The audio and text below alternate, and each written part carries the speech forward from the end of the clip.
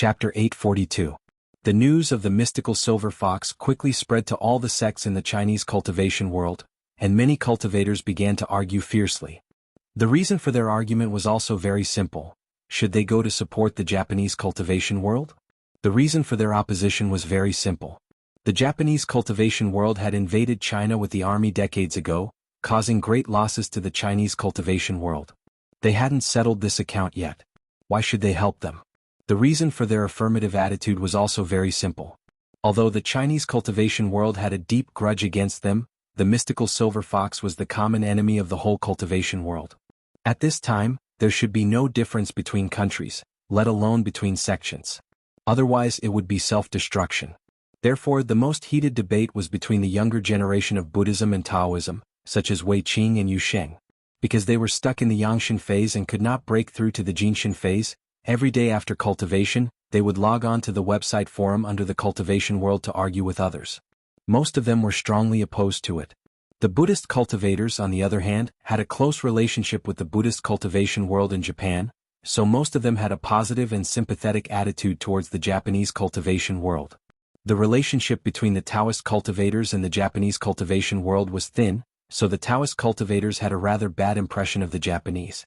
However, the Buddhism of China and Japan could be said to be of the same origin. In addition, in recent years, the Buddhist cultivation world in China and Japan had been very close. Naturally, the Buddhist cultivators' rejection of the Japanese was relatively weak.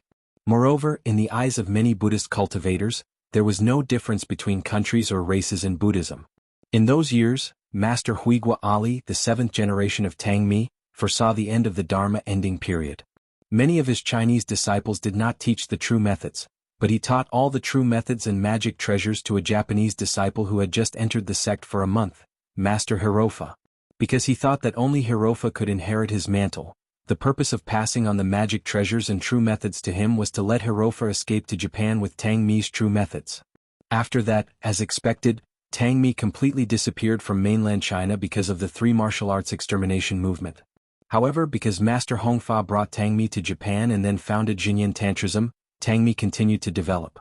Therefore, the cultivators of Chinese Buddhism believed that although there was friction between the cultivation world of China and Japan, in general, there were mutual benefits.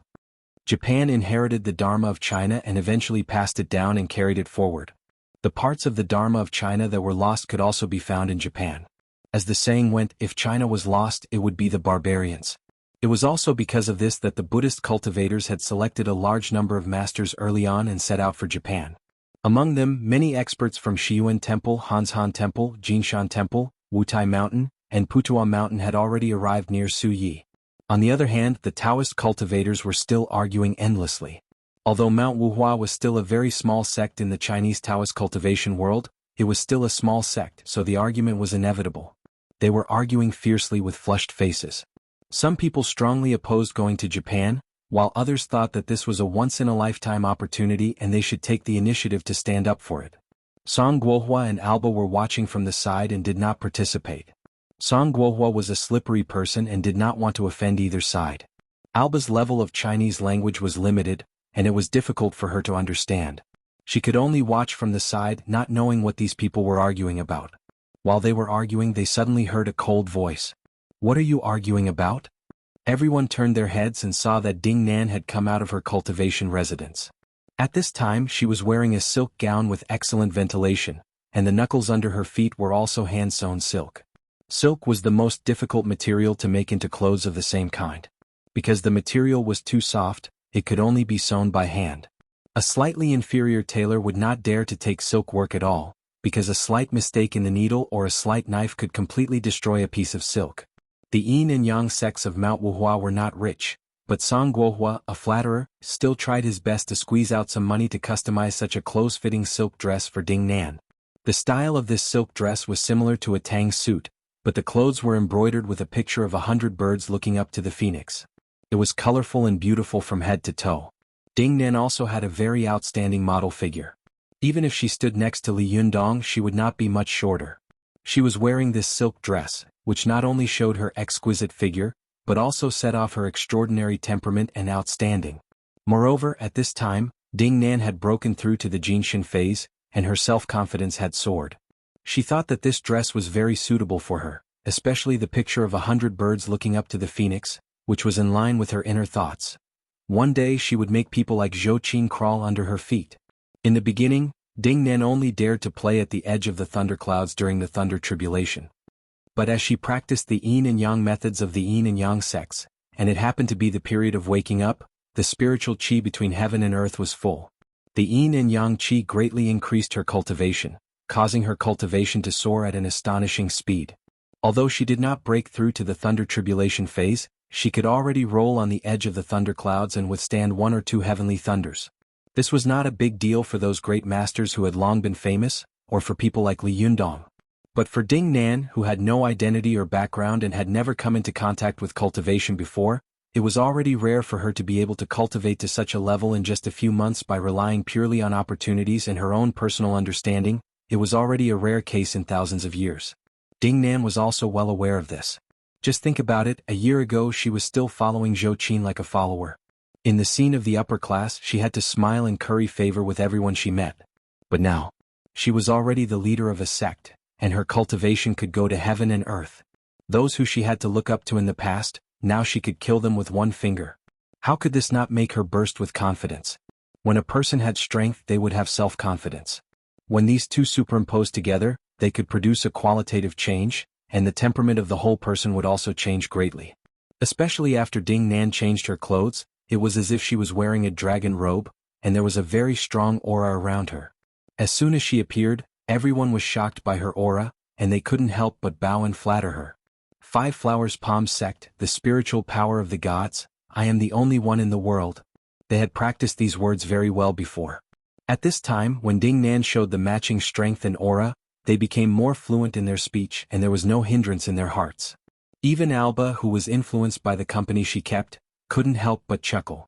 She bent over awkwardly and said, "Things rise in the door, exert strength to pass through the kidneys, add injury to the low clouds, and envy the venerable." Her pronunciation was strange, and the cultivators of the 5 Flowers sect next to her all sneered in a low voice. But then Ding Nan's sharp eyes swept over them, and they immediately became serious, not daring to make a sound. At this time Ding Nan's Palm sect was becoming more and more majestic, and she was enjoying the feeling of being the Palm sect more and more.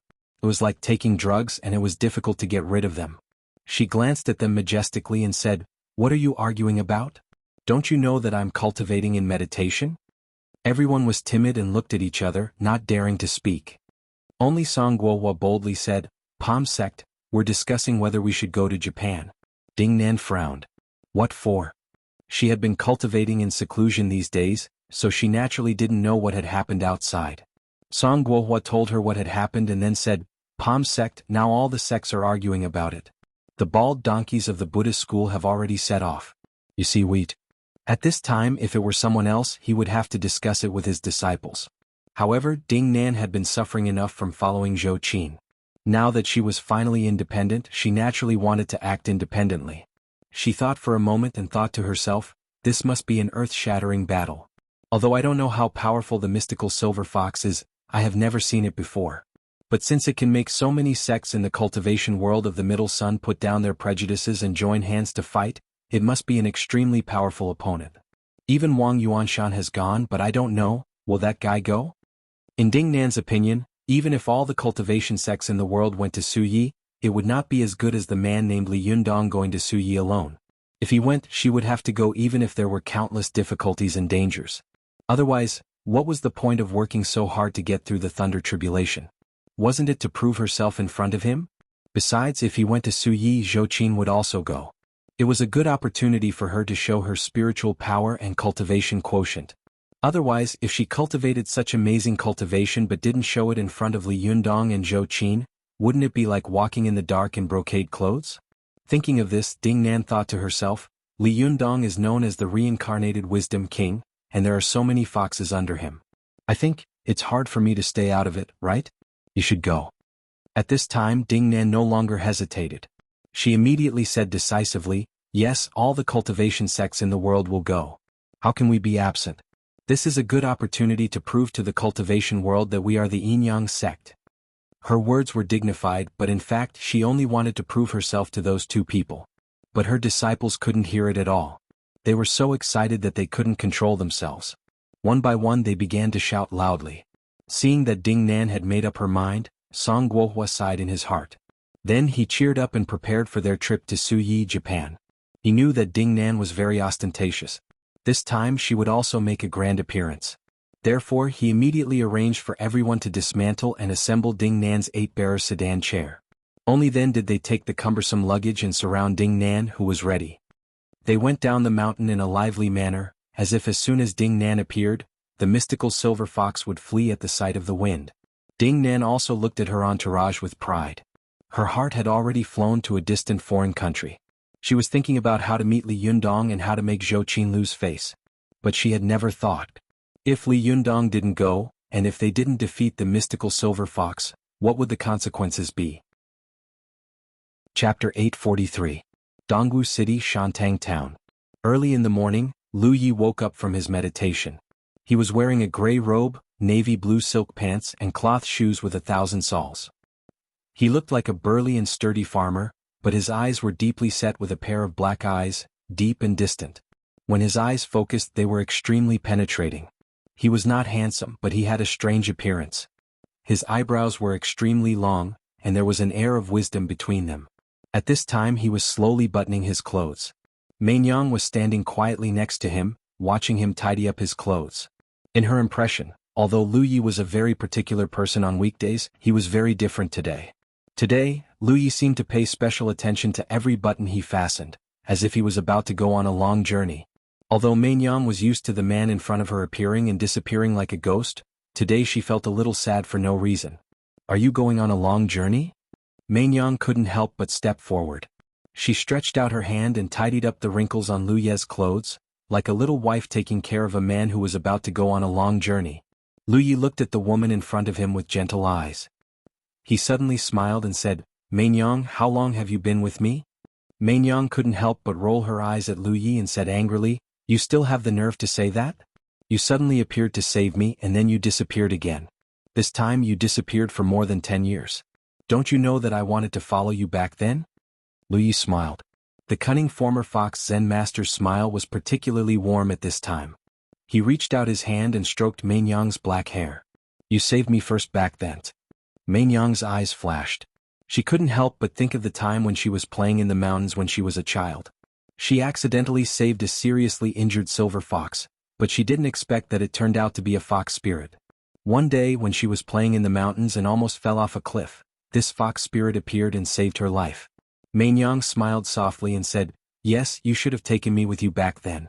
Why didn't you take me with you at that time? You made me take so many detours." Lu Yi let out a sigh. At that time he had been trying his best to resurrect the mystical silver fox. At that time he had offended a great master in the cultivation world and was being hunted all over the world. He couldn't protect himself. How could he have the time and mind to take a woman with him? But because of this delay, when he met her, she had already fallen to become a prostitute. The cute little boy in the past had already become a seductive little girl. Lu Yi looked at Mainyang lovingly, stretched out his hand to touch her cheek and said softly, "At that time he was." Mainyang couldn't help but tilt her head and greedily use her cheek to feel the warmth coming from the other party's palm. She said in a daze, "What's wrong with the child? Back then I didn't despise you for being old, but now you despise me for being young?" Lu Yi laughed. Foxes were infatuated with love regardless of gender. Once they identified a target they would never change their mind. In his mind he could betray everyone in the world, but he couldn't betray this woman in front of him. Lu Yi had always been cold-hearted and ruthless. He regarded all the people in the world as chess pieces, and he could not abandon them. Even Ao Wushuang, who was his most valued disciple, could be sacrificed, not to mention Su Chan and the other little foxes. In particular, he had watched his most favored disciple Mo Ashi be killed by Yen Fang and then replaced. But he had endured it without batting an eyelid, and even talked and laughed with his enemy for 9 years. How ruthless and cold-blooded was this? How much forbearance and perseverance was this? But when Lu Yi accidentally found that his little child had become a prostitute, his heart softened, and he felt a burst of heartache for no reason. So he had been taking care of her, helping her get out of the sea of suffering and no longer serving others. She had also accompanied him loyally and helped him manage his money. She waited without complaint or regret, as if she didn't notice that her youth was passing little by little. Lu Yi also knew that this time when he went out, there would be a fierce battle of life and death. He had been preparing for more than 10 years for such an opportunity. Maybe this time he could get what he wanted and win, and the Fox Zen sect would completely turn over. But he also knew that the greater the profit, the greater the risk. If he failed, the consequences would be unpredictable. Even if he was lucky enough to escape, he might never be able to see Mainyang again. Thinking of this, Lu Yi couldn't help but say to Mainyang, "I'm going out for a while. Maybe 3 or 5 or 7 days, maybe 3 or 5 or 7 years. I don't know, and I might not come back again." As he spoke, Lu Ye's eyes became softer and softer. He whispered, "If I don't come back after a week, don't wait for me. Leave here. I left a bank book in the room. There's some money in it. It should be enough for you to spend in the future." Mainyang's body trembled slightly. She couldn't help but clench her hands, but she quickly loosened them. She smiled softly and reached out to touch Lu Ye's cheek. "What are you talking about? You know, I will always wait for you to come back. I'll stay here and I won't go anywhere." Lu Yi smiled and didn't say anything more. He turned around and walked out of the room. As soon as he walked out of the room, he saw Wang Jinyuan standing in the courtyard. Wang Jinyuan looked at him with interest as if he had just met him for the first time. He smiled and said, "Jinren Lu, you finally came out." As soon as Lu Yi came out of the door, the tenderness in his eyes and the warm smile on his face disappeared in an instant, replaced by cold indifference and dignity. He glanced at Wang Jinyuan coldly and said in a cold voice, "Master Wan, are you ready?" Wang Jinyuan smiled and said, 10 years of preparation just for today. How can I not be ready early?" Lu Yi nodded slowly and said, "Well, February 2nd, the dragon will raise its head. It's already past February 2nd, and it's time for the dragon to raise its head." Wang Jinyuan laughed and said, "Jinren Lu, you have endured for more than 10 years, and you have accumulated a lot of experience. I think you will regain your power in the future. Congratulations." Lu Yi didn't say anything. He just snorted and walked out. After he got out of the door, he paused as if he wanted to look back, but he didn't. He just walked straight out of the door. Wang Jinyuan looked back at Yu Tian, who was a little confused, and said with a smile, "Jinren Yu, you stay here for the next few days. Jinren Lu and I will go out to do something. If everything goes well, I think you will be able to get your revenge in these days." Yu Tian immediately became excited and said, "Jinren Yu, are you going to go out and take revenge for me?" Wang Jinyuan said with a smile, "Yes, but also no. However, there is some connection after all. Jinren Yu, don't worry. I will definitely not let you be wronged." Only then did Yu Tian feel relieved. He watched Wang Jinyuan go out of the door. Mainyang, who was not far away, suddenly quickened her steps and rushed to the door. She leaned against the door and watched Lu Ye's figure disappear into the antique bluestone street. Yu Tian also stood at the door and watched them leave. Suddenly, he muttered in a low voice, "Why do I feel that their departure is a little strange?" Mainyang smiled slightly and remained silent. She never asked about Lu Ye's identity, nor did she ask about his affairs. She just silently accompanied him and waited for him to come back every time. She didn't know what Lu Yi was going to do, nor did she know how long he would be gone. The only thing she knew was that it would be of no use even if she asked more. If he wanted to come back, he would naturally come back. All she needed to do was wait here patiently. After Lu Yi and Wang Jinyuan left, in the depths of the alley, a middle-aged monk in a yellow robe also watched them from afar. The monk turned his head and said to an old monk beside him, "Master, he has left. Should we take action?" This old monk was none other than Purin, the abbot of Shiyuan Temple. Purin chanted the name of Buddha in a low voice and said, "Amitabha, the devil has finally appeared. Let's follow him. It seems that this time the dagger will be revealed. I don't know how many people will die this time. Alas, people will be plunged into misery and suffering." This middle-aged monk was Feikong, who had fought with Li Yunyang before. Feikong's expression was grim. He said in a deep voice, "We cultivate not only to transcend and become Buddhas, or to save all living beings, but also to subdue demons and enforce justice on behalf of heaven. Even if we die in the last battle, I think Buddha will smile happily and lead us to the Western paradise." Purin knew that he was being optimistic. When fighting with the top masters of the Fox Zen sect, the most terrifying thing was that they had a strong armor-piercing ability. When the seven-tailed fox god showed his true body, if he bit a cultivator to death with one bite, his body would be destroyed, but his yang spirit would still not be able to escape. When the 6 major sects besieged the Fox Zen sect, Yu had killed many cultivators in this way. The 8-tailed earth fox and the 9-tailed celestial fox were even more exaggerated. They were born with a strong armor-piercing ability. The young spirit of the cultivators killed by them would also be greatly injured, and it would be difficult for them to gather. Even when they reached the realm of the mystical silver fox, a pair of hands could be compared to the supreme divine weapons in the hands of ordinary people. When they chopped people, it would be like Takahashi Shota's Amitabha righteous saber. Not only would their bodies be destroyed, but their yang spirit would also be shattered. It was really terrifying to the extreme.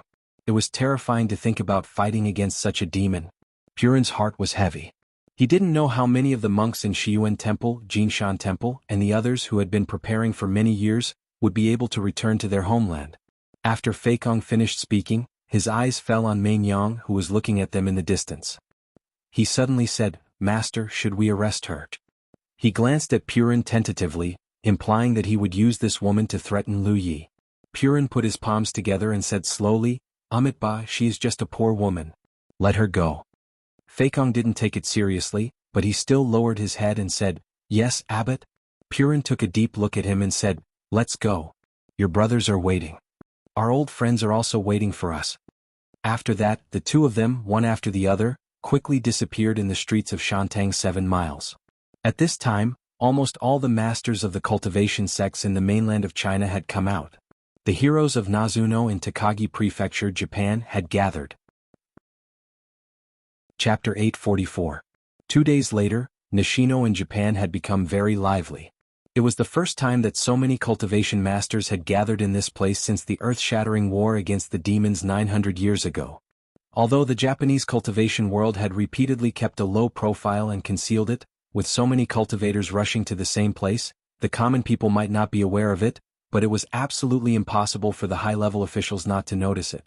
Later, the high-level officials secretly issued an unprecedentedly strict gag order and martial law. But even so, it could not stop many journalists. Some reporters from the Blackwood County TV station and NHK were squatting near Nishino, but they could not get close to the Killing Stone scenic area. As long as they were nearby, someone would come up to interrogate them. Those who could not show their ID were taken away, and those who had a reporter's ID were even taken away. Nishino had become a place where even a fly could not fly into. Because they did not know what had happened in the Killing Stone scenic area, the Japanese cultivation world and the political circles had reached an agreement and decided to release the news that they were besieging a fugitive murderer. Although the news was questioned by countless reporters and hosts of the TV station the moment it was released, Nishino's defense increased. The lie was repeated 1,000 times and it became the truth. Slowly, the whole country of Japan took it as the truth, and they began to guess who the murderer was and why he could make such a big noise. Recently, a fugitive murderer who had shaken the whole country of Japan was a man named Ikebashi Tatsuya. After he killed a British teacher in 2007, he changed his appearance and fled. Japan used the national police force to find him, but they could not find him. Later, Ikebashi Tatsuya published a book, which detailed how he changed his appearance and how he escaped. After the book was published, it was very popular and caused a sensation in Japan. However, people did not know what kind of sensation this murderer would cause compared to Ikebashi Tatsuya. The areas around Blackwood County of Japan were all talking about this topic, but they did not know that the person in Nishino was a big devil who had made the cultivation world tremble. Early in the morning, the Japanese cultivators who were resting on the mountains around the Killing Stone scenic area woke up early. These days, more and more Japanese cultivators came here, ready to fight to the death with the mystical silver fox. At this time, there were as many as dozens of cultivators from different sects gathered in the Killing Stone scenic area. Many of them came early and came alone. When they were tired, they sat cross-legged under the tree and rested for a while. Some cultivators who came later brought their families. Not only did they bring the disciples of different generations in the sect, but they also brought tents, futons and other items. At the foot of the mountain, there was a row of tents, which looked like a green line from a distance. With a large number of sects, it was inevitable that there would be complicated influences. With complicated influences, there would inevitably be conflicts. As the saying goes, where there are people there will be jianghu, and where there is jianghu there will be conflicts. This sentence had been true since ancient times, and it was not restricted by whether it was in China or not. The whole country of Japan was religious, so there were many sections. Among them, Shintoism had several major schools. The most powerful sect was Ise Shinto, which was founded in the 14th century AD by the Ise Grand Shrine's outer temple officials. The second was Yoshida Shinto, which was founded in the 15th century AD by the Yoshida shrine officials of Kyoto's Yoshida Kanetsu. The inheritance of Ise Shinto had undergone great changes so far. Although in the beginning Ise Shinto was established to oppose the attachment of Shintoism to Buddhism, Taoism and Confucianism, it had multiplied to this day. Ise Chuyun and Ise Shenko, the heirs of Ise Shinto, were not only powerful masters of Shintoism, but also outstanding scholars of Buddhism, Confucianism and even Taoism culture. Therefore, the Ise Shinto was a sect of cultivation that was relatively friendly to Buddhism, Taoism and Confucianism. Yoshida Shinto, on the other hand, was the most famous stubborn sect in the Japanese cultivation world. They stubbornly clung to the doctrine of oneness advocated by the founder of Yoshida Shinto, Yoshida Kanji. They believed that Shintoism was the only one in the world, and the others were illusory and hypocritical doctrines. Therefore, Yoshida Shinto was also known as the One Shinto. Most of the cultivators who believed in such an idea were either paranoid or crazy. The better ones were also stubborn antiques. Among them, the priest of Yoshida Shinto, Yoshida Shinmura, was a typical believer of the only one. The so-called oneness meant that Shintoism was the only good thing in the world, and the others were bad. Japan was the best in the world and the other countries were bad. Such a doctrine seemed absurd, but in fact, it catered to many right-wing elements and nationalists in Japan, and the sect was quite powerful. Because he did not participate in the battle at the first time, Yoshida Shinto arrived almost at the last moment. As soon as he appeared, Suyi suddenly became lively. Everyone saw that there were many believers in front and behind Yoshida Shinmura opening the way. The believers in front had red headscarves on their heads and wore white short robes. Although it was winter, their clothes were a little thin. However, these people were all red in the face and extremely excited. They were leading the way carrying a huge Yoshida Shrine's deity. Yoshida Shrine could be said to be one of the largest shrines in Japan. During the period of the Emperor of Civilization, Yoshida Kanji founded Yoshida Shinto was once the most powerful sect in Shintoism. The scale of the shrine was so large that it was rare in the world. The shrine worshipped and enshrined 3,032 inner gods. It could even be said that worshipping the Yoshida Shrine was like worshipping all the gods in Japan. Every year, at the beginning of the second month of the Gregorian calendar, the Yoshida Shrine would hold a large-scale ceremony. Many believers from all over the country would come to participate. The reason why Yoshida Shinto was delayed was because the Yoshida Shrine was holding such a ceremony. However, after the ceremony he received news from Suyi. This conceited old man waved his hands and led his subordinates towards Suyi. When the people on Mount Shuya looked over, they saw a group of people slowly moving along the stone path, like rolling dragons in the rain. Although the weather was somewhat dark, they could still clearly see the statues of gods on their shoulders. There were over 3,000 statues in the Yoshida Shrine. It was obviously impossible to move all of them. However, when the crowd looked over, they saw 3 people carrying a dozen statues and 5 people carrying a dozen statues. It was a huge crowd and it was bustling with noise and excitement. Yoshida Shinmura himself sat on a wooden platform, wearing a tall hat and a long robe. He was dressed like a priest. His face was covered with white powder and his forehead was red. He held a string of silver bells in one hand and a beautifully painted folding fan in the other. His entire body exuded an indescribable sense of nobility. He looked down at the people below the platform with a trace of contempt and disdain in his eyes. When the Ise Shindo's Chumo and Shinko saw him, they exchanged looks. Very quickly, Ise Shinko scratched his messy hair and said, "Ayaya, the situation has become difficult. This fellow still came in the end. I thought he wouldn't come." Ise Chumo laughed coldly, "I hope he doesn't come. He only knows how to put on airs, how much ability can he have?" Kaisai Hikaryuni also stood up and said softly, "You can't say that. On account of the enemy we should be united. Furthermore, although Yoshida-sama has a strange temper and is a little arrogant, he is still strong." Shichumo only laughed coldly and turned his head away, refusing to look at Yoshida Shinto. Ise Shinko shook his head and sighed. While they were talking, Yoshida Shinto had already arrived at the top of the mountain with his followers. As soon as he arrived, he shouted at Ise Shinko, Kaisai Hikaryuni, and the others, "Gentlemen, what's the matter with these people?" As he said this, he pointed to the opposite side of the mountain range. At this time, many cultivators in the Chinese cultivation world had also put aside their prejudices and national grievances and rushed to Susumo. Although Ise Shinko, Kaisai Hikaryuni, and the others treated them with courtesy, there were dozens of Japanese cultivation sects in Susumo, and there were as many as thousands of cultivators. Naturally, not everyone had a good impression of the Chinese cultivators, even if they were here to help. Therefore, the cultivators of the Chinese sect of cultivation were also keenly aware of this. They chose to stay far away from these Japanese, and most of them stayed on the opposite side of the mountain range, forming a clear separation and minding their own business. Yoshida Shinto was obviously extremely dissatisfied with the decision of Ise Shinko, Kaisai Hikaryuni, and the others. It was not only because of Yoshida Shinto's unique theory, but more importantly, how could Yoshida Shinto not participate in such an important decision?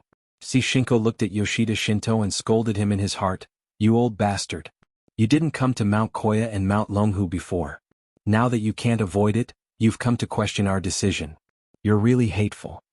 But thinking about it, Ise Shinko still said politely, "Mr. Yoshida, this is the result of our discussion. It's not enough to rely on the strength of the Japanese cultivation world to fight against the mystical silver fox. At this time, it's a good time to give up the views of sects and countries, Mr. Yoshida." Yoshida Shinto raised his head and laughed. "Who said that? Look at my believers. The power of their pious faith will be the strongest weapon for us to defeat the mystical silver fox." As he spoke, he turned around and raised his arm to his believers, shaking the silver bell in his hand vigorously. In an instant, his believers all shouted fanatically. There was a strange light in their eyes, as if they would not blink even if they jumped into the sea of fire the next second. Yoshida Shinto laughed and said, "How is it? This kind of support and faith is truly indestructible, my lords. Who can compare with the only faith of Yoshida Shinto? Look at those Chinas. They are hiding far away like quails. They might as well dig a hole and bury themselves. Humph, in front of the enemy, there is no movement at all. I think they are already scared out of their wits." Ise Shinko and Kaisai Hikaryuni looked at each other and didn't know whether to laugh or cry. Just as they were about to speak, they suddenly saw another group of people coming from the stone road of the Stone of Slaughter. Although the number of people in this group was not as large as the believers of Yoshida Shinto, their voices were neat and their shouts were earth-shattering, which was quite imposing. For a moment, the people on the mountain were curious. They didn't know where such a group of people had come from. The slogans were so loud that they were shouting. They listened curiously and saw them shouting, "Five Flowers Palm Sect, Supernatural Power, I am the only one in the world." It was Ding Nan, the leader of the Yin and Yang sect of Mount Wuhua. At this moment, the two Palm sect members who loved to put on airs gathered together. Suddenly, Suyi became incomparably lively. When Yoshida Shinto, who was on the mountain, saw this, his face immediately darkened. His believers were also sensible and shouted at the top of their lungs. When Ding Nan's subordinates saw this, they thought, "Oh, there are Japanese people on the mountain who are challenging us? We may not be able to beat you in a fight of magic power, but we are not human when it comes to shouting loudly." Therefore, the believers of Mount Wuhua all shouted at the top of their lungs. Their voices were heart-wrenching, and their momentum was not inferior to that of others. The cultivators of various sects on the mountain all laughed in horror. They were all speechless and looked at the strange scene on the mountain and at the foot of the mountain with their mouths agape. It's a little late. Don't wait. Let's get up and watch it in the morning. Chapter 845. The older people in high positions were, the more they liked to put on airs. People like Yoshida Shinmuro were one of them. He had long been dissatisfied with Kaisai Hikaryuni and Ise Shinkoin's request for help from the Chinese cultivation world. He had secretly scolded the two of them for being traitors and traitors to the Japanese cultivation world. He had even angrily denounced the Chinese cultivators as robbers who took advantage of the burning house, saying that each of them had bad intentions and were despicable Chinese pigs. Along the way, it was not easy for him to hold back from cursing in front of Ise Shinkoin, Kaisai Hikaryuni, and the others. It could be considered as giving them face. Who would have thought that at this moment he would encounter someone who was trying to put on airs with him? If he could tolerate it, what could he not? If a person who was usually the most ostentatious met another person who was also ostentatious, then it was simply like a cat smelling fish. If they didn't compare and fight, then it would be more painful than killing them. Yoshida Shinmuro was enraged by the behavior of the Wuhua mountain sect, but he was old, so he could still hide his anger. When his face darkened, the two deep lines on his cheeks revealed a sense of majesty and anger. As the saying goes, the kind of general, the kind of soldiers. It was the same for the cultivation sections. Like the master, like the disciple.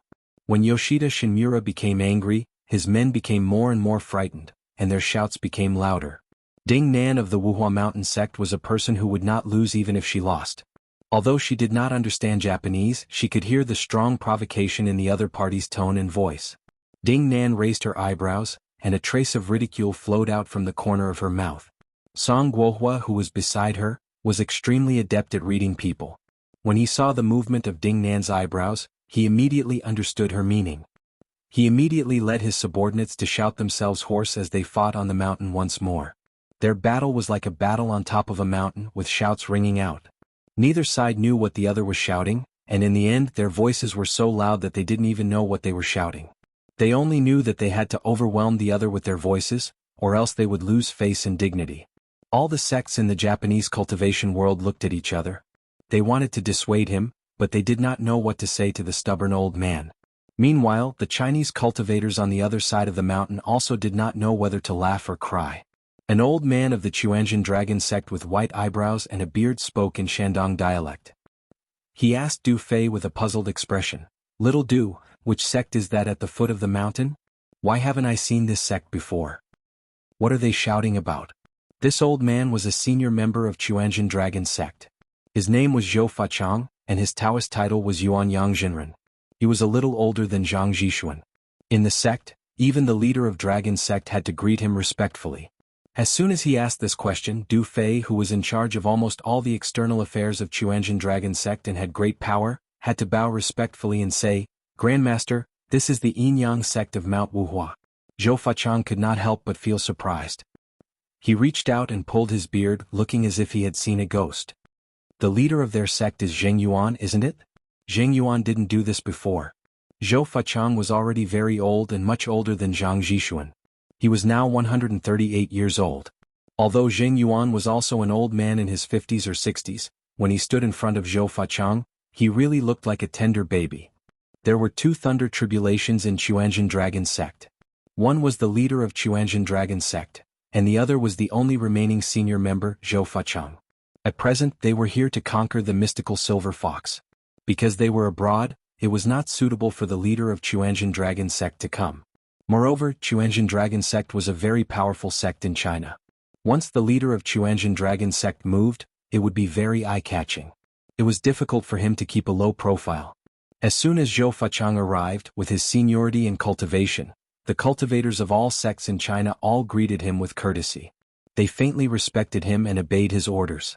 At this time, there were also cultivation sects such as the Maoshan sect next to Du Fei. Although the Chinese cultivators fought fiercely behind closed doors, they were quite able to unite when they went out of the country. At least on the surface they were harmonious. Although the northern and southern Taoism sects were at odds with each other, Mao Yichang of the Maoshan sect was also very respectful of Zhou Fachang. At this time, when she heard his words, she took the initiative to say, "Senior Zhou, you don't know this. Zheng Yuan died a long time ago, and now his disciple succeeded him." Zhou Fachang couldn't help but be stunned. He had been in seclusion for more than 10 years, so he didn't know that the outside world had undergone great changes. At this time he couldn't help but sigh. Alas, I said that this boy had evil intentions. If he didn't take the right path, I'm afraid he wouldn't end up well. Now it seems that it's true. Alas, the Yin-Yang sect of Mount Wuhua was at least like a sect in his hands. Now it has fallen into the hands of these ignorant children. It's really improper and outrageous.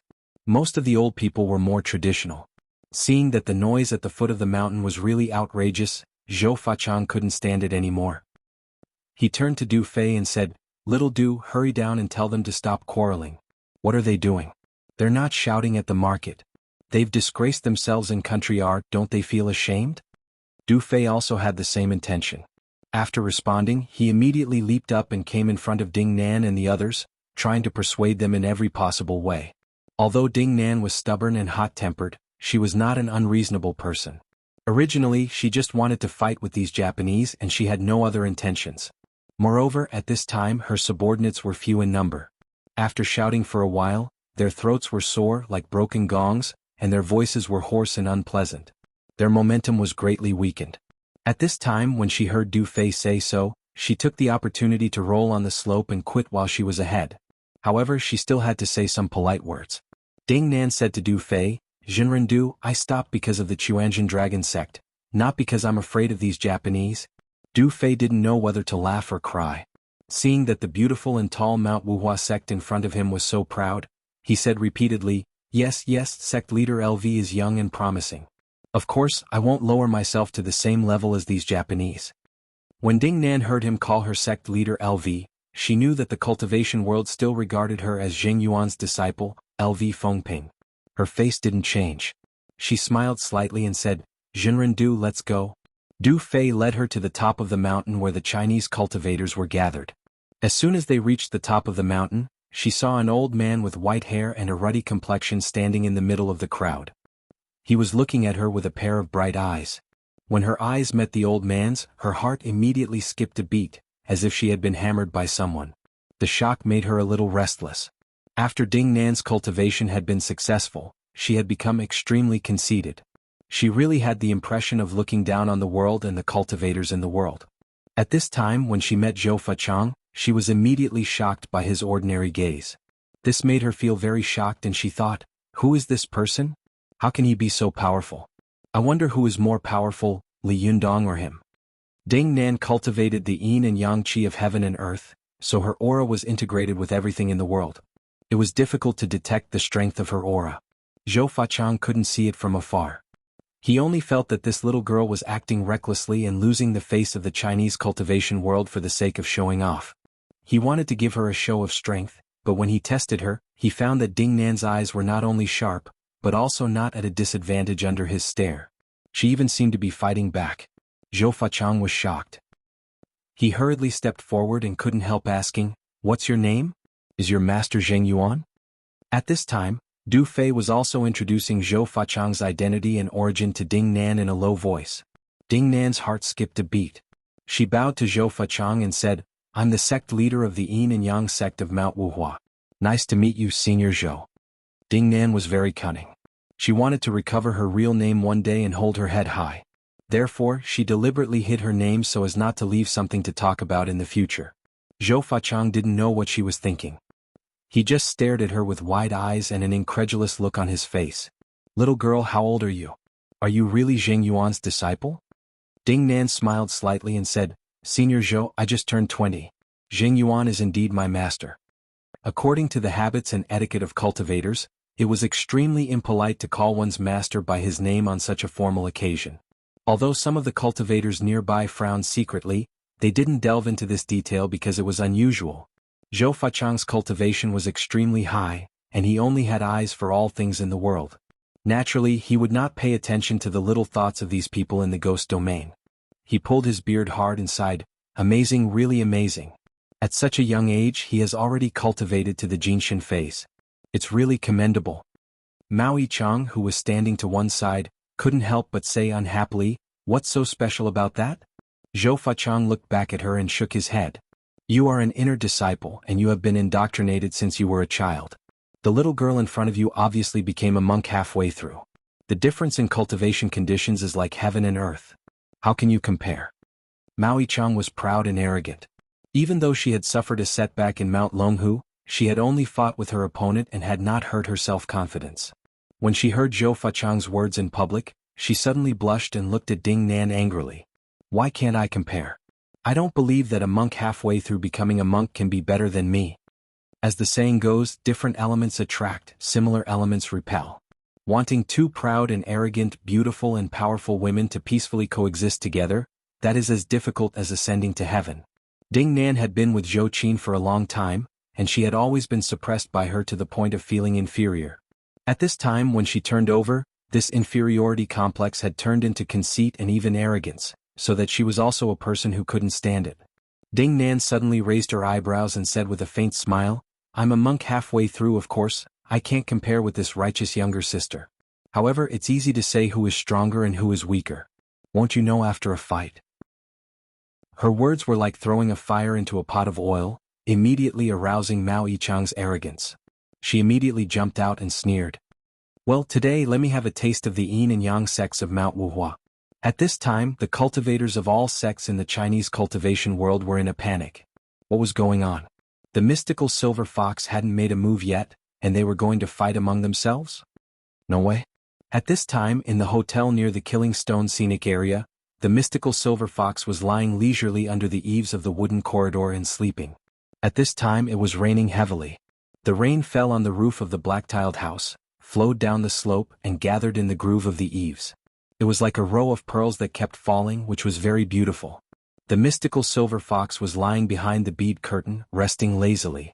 Lu Feier, who was beside her, covered her ears and said to the mystical silver fox with a grimace, "Senior mystical silver fox, it's so noisy.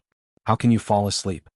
Although Ding Nan's side had already left, the cultivators of Yoshida Shinto were obviously unwilling to rest. They were still shouting and shouting. Their voices were so loud that Lu Feier, who was at the foot of the mountain, couldn't bear it. However, the mystical silver fox didn't even raise her eyelids. A faint smile appeared on the corner of her mouth. "It's just a group of wild dogs barking wildly. Why bother with them?" Lu Feier's ears were bombarded by these people, and she felt her heart beating fast. She couldn't help saying, "But, aren't you the mystical silver fox? How can you let them be so presumptuous in front of you?" When the mystical silver fox heard this, she opened her eyes slightly and turned her head to look at the mountain range behind her. Then she said slowly, "Not all the people are here yet. Don't worry. Wait until they are all here." At this time, Su Yi had gathered nearly 1,500 people in the cultivation world of China. Among them, the lowest cultivation quotient was a Yang spirit master.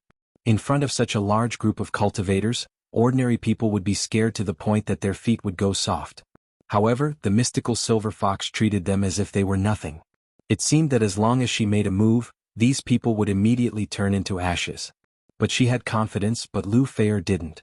She had seen these people slowly increase in the past 2 days. The mystical silver fox could win against 10 or 100, but what about 1,000? Lu Feier complained in her heart. She didn't know how to persuade her. But at this time she heard an earth-shattering cry coming from the mountain. It was a burst of Japanese. She didn't understand these Japanese, but the mystical silver fox had been lurking beside the Emperor of Bird Feather for many years. Her Japanese was more fluent than many Japanese. She heard these words clearly. The voice was shouting, "The mystical silver fox is ugly in name but not in reality. She is as timid as a mouse." When the mystical silver fox heard this, she immediately flew into a rage. She sat up with a rub and raised her eyebrows. She shouted, "Dongying's clowns, do you think that I, the mystical silver fox, really can't kill people?" After that, his figure flashed and he rushed to the mountain with a murderous look. I thought that I could only write 1 chapter today. I still wrote 2 chapters. I'm so tired. I crawled to sleep. Chapter 846.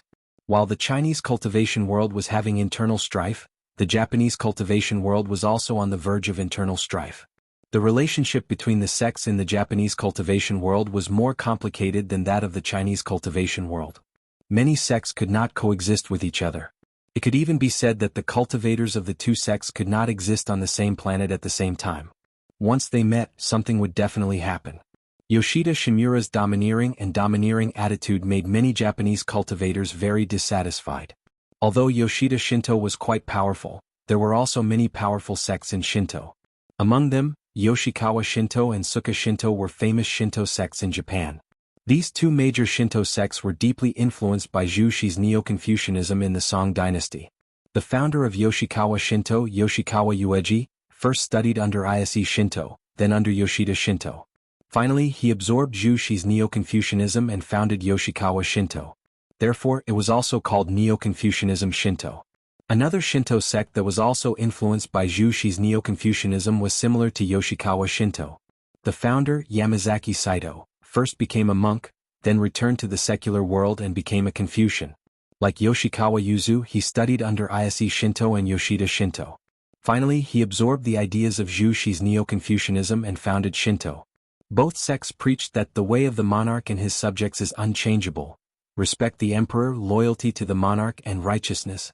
Although Japan pulled the emperor down from the altar after World War II, MacArthur did not completely tear off the emperor's mask in Japan. Therefore, the emperor was still a godlike existence in the eyes of many people in Japan. As a result, both sects had quite a large market and power in Japan. Although these 2 Shinto sects advocated Confucianism in the early days of the world's creation, it would be a big mistake to say that they were pro-China. These 2 sects had long evolved into extreme religions that advocated the divine right of the monarch, the Japanese divine kingdom, and other doctrines. Most of the cultivators were right-wingers and worshippers of the emperor. Their sect's priests, Masao Yoshikawa and Ryuichi Yamazaki, were the same as Yoshida Shinmura. They were all religious. However, what made them disgusted was not Yoshida Shinmura's attitude towards the Chinese cultivators, but the way Yoshida Shinmura spoke as if he was the boss. Masao Yoshikawa was a shriveled old man. He was extremely short, only about 1.5 tall. Adding on his age, he looked like a dwarf. He raised his head and looked at the stage with an unfriendly gaze. He spoke in a strange tone, "Yoshida-kun, since when did you have the right to speak here?"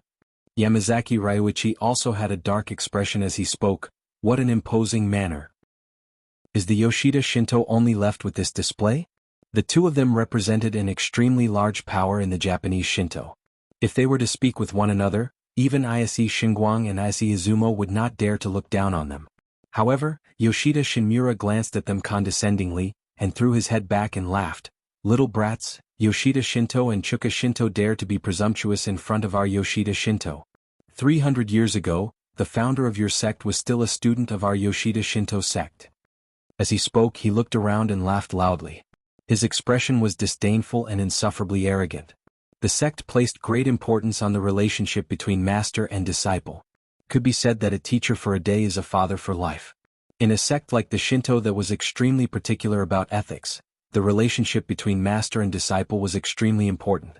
It could be said that no matter how good your disciple was in the future, no matter how bad your master was, when they met, even if the master became your immediate superior, you would still have to respectfully kneel and kowtow. Such a relationship in Japan was equivalent to a relationship that could never be overturned. How could the descendants of the Yoshida faction and Chuka faction not be depressed? The Yoshida faction was once the teacher of the Yoshida faction and Chuka faction. Although this was a matter of 300 years ago, no matter how ancient it was still recorded in the history books of Japan.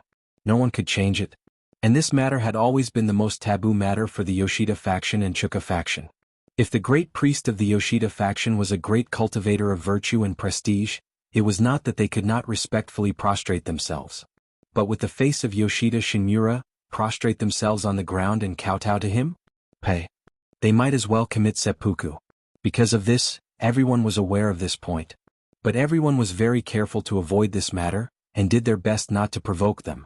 But when Yoshida Shinmura brought up this matter in front of everyone, Yamazaki Ryuichi and Yoshida Masao simultaneously flew into a rage. They spared no effort to drag Yoshida Shinmura down from the high platform. When the two of them moved, the entire mountain peak faintly trembled. Yoshida Shinmura was also somewhat flustered. He shrunk back and immediately said, "What are you guys doing? Did I say something wrong?" Yamazaki Ryuichi and Yoshida Masao became increasingly furious. They were so angry that they blew their beards and glared at him. "Baka, if you say such words in private, then so be it. But you say such words in front of us, in front of so many people. How do you expect us priests to behave? Aren't you trying to trick us into fighting you? What a fool." When the cultivators of the other sects saw that the three of them were about to fight because of a disagreement, the followers of the respective sects of the three sects also began to clamor. The sounds of cursing and roaring resounded through the sky on the mountain range. It was really livelier than before. They all felt a headache. Si Chuyun sneered with extreme disdain, and Isishenko also had a rare wry smile on his face. He hurriedly advised, "Everyone listen to me, listen to me. At present, not only is there a strong enemy like the mystical silver fox eyeing us covetously, but there are also Chinese cultivators watching us from the opposite side. We can't lose face in front of the Chinese people. Do you want the Chinese to laugh at us for not knowing etiquette?" Although Ise Chuyun was unruly, his cultivation and wisdom were famous in the Japanese cultivation world, and he was quite respected. As soon as he spoke, Yoshida Masao and Yamazaki Ryuichi also took the opportunity to step down and said angrily, "Koen, it's not that we don't know etiquette, but some people have gone too far." As they spoke, the two of them flicked their sleeves and walked into the depths of the crowd, as if they were disdainful of being associated with Yoshida Shinmura. Yoshida Shinmura looked at their backs as they left. He didn't feel that they were giving in at all. Instead, he felt that they were admitting defeat. Yoshida Shinmura became more and more complacent. He smiled disdainfully and said, "A group of cowards. They came so early, but they didn't dare to challenge the mystical silver fox. They shouted so hard at their former masters." As he spoke, he looked around as if he wanted to find those who wanted to make things difficult for him. However, his behavior was simply not like that of a normal person. In front of a great enemy, he still had the mood to fight with others. Others all regarded him as a lunatic. How could they be willing to pay attention to him? When Yoshida Shinmura saw that everyone was avoiding his eyes, he thought that he had convinced them with his virtue. He couldn't help but wave his fan proudly and say to his followers, "Everyone, let's let everyone see the power of our Yoshida Shinto." As he spoke, he waved his hand, pointed the silver bell in his hand to the foot of the mountain, and shouted, "The mystical silver fox is ugly in name only and as timid as a mouse." When the people around heard this, they were all shocked. Those who had fought with the mystical silver fox before wanted to rush over and cover his mouth. However, at this time, Yoshida Shinmura's subordinates all shouted at the foot of the mountain in unison. Their voices were uniform and shook heaven and earth. The cultivators of all the sects in Japan all looked pale and trembled all over. Especially Ise Shingguang, his face was livid. They had fought with the mystical silver fox. Naturally, they knew that in order to deal with a master like the mystical silver fox, there must be a top master at the front to slow her down. Otherwise, there would be no chance of winning. The mystical silver fox's spiritual power cultivation was far beyond ordinary people's imagination.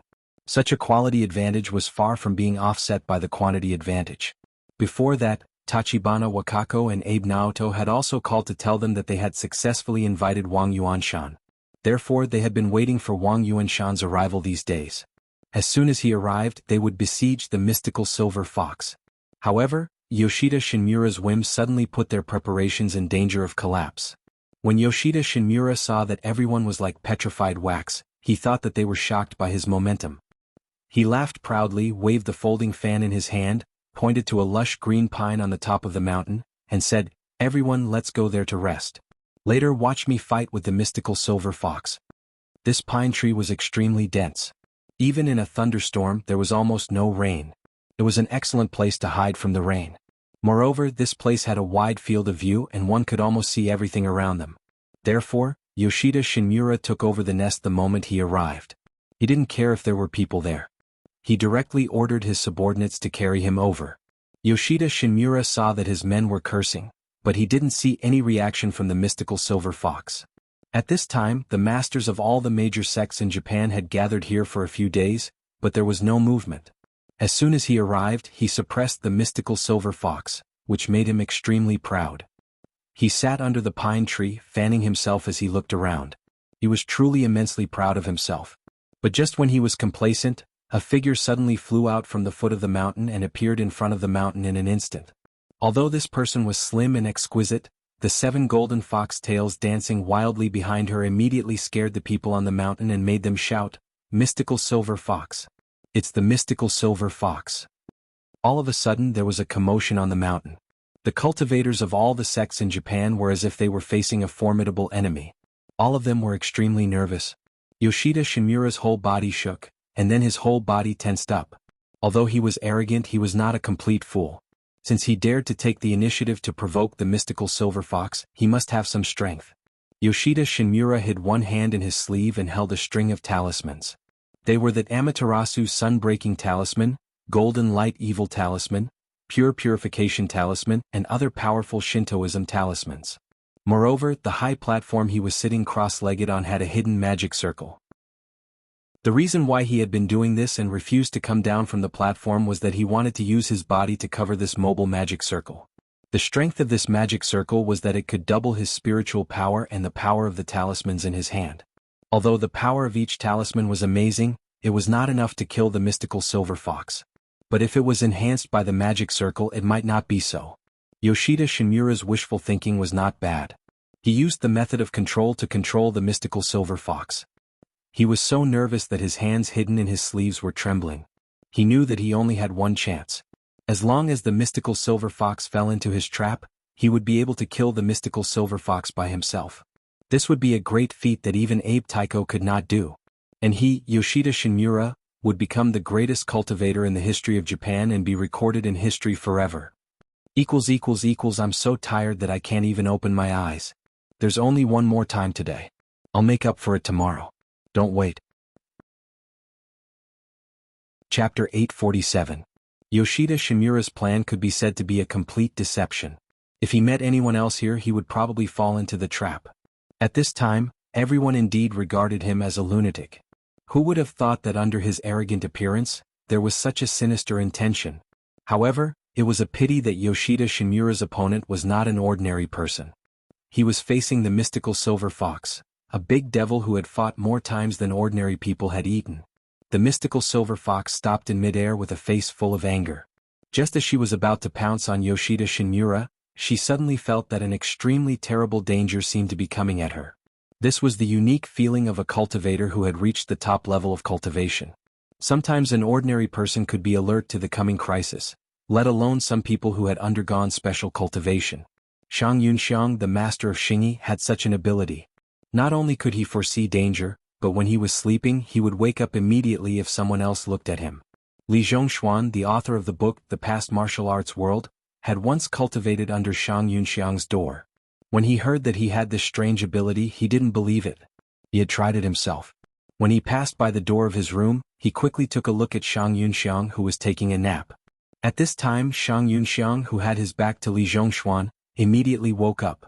Li Zhongshuan was extremely shocked after that and felt that it was incredible.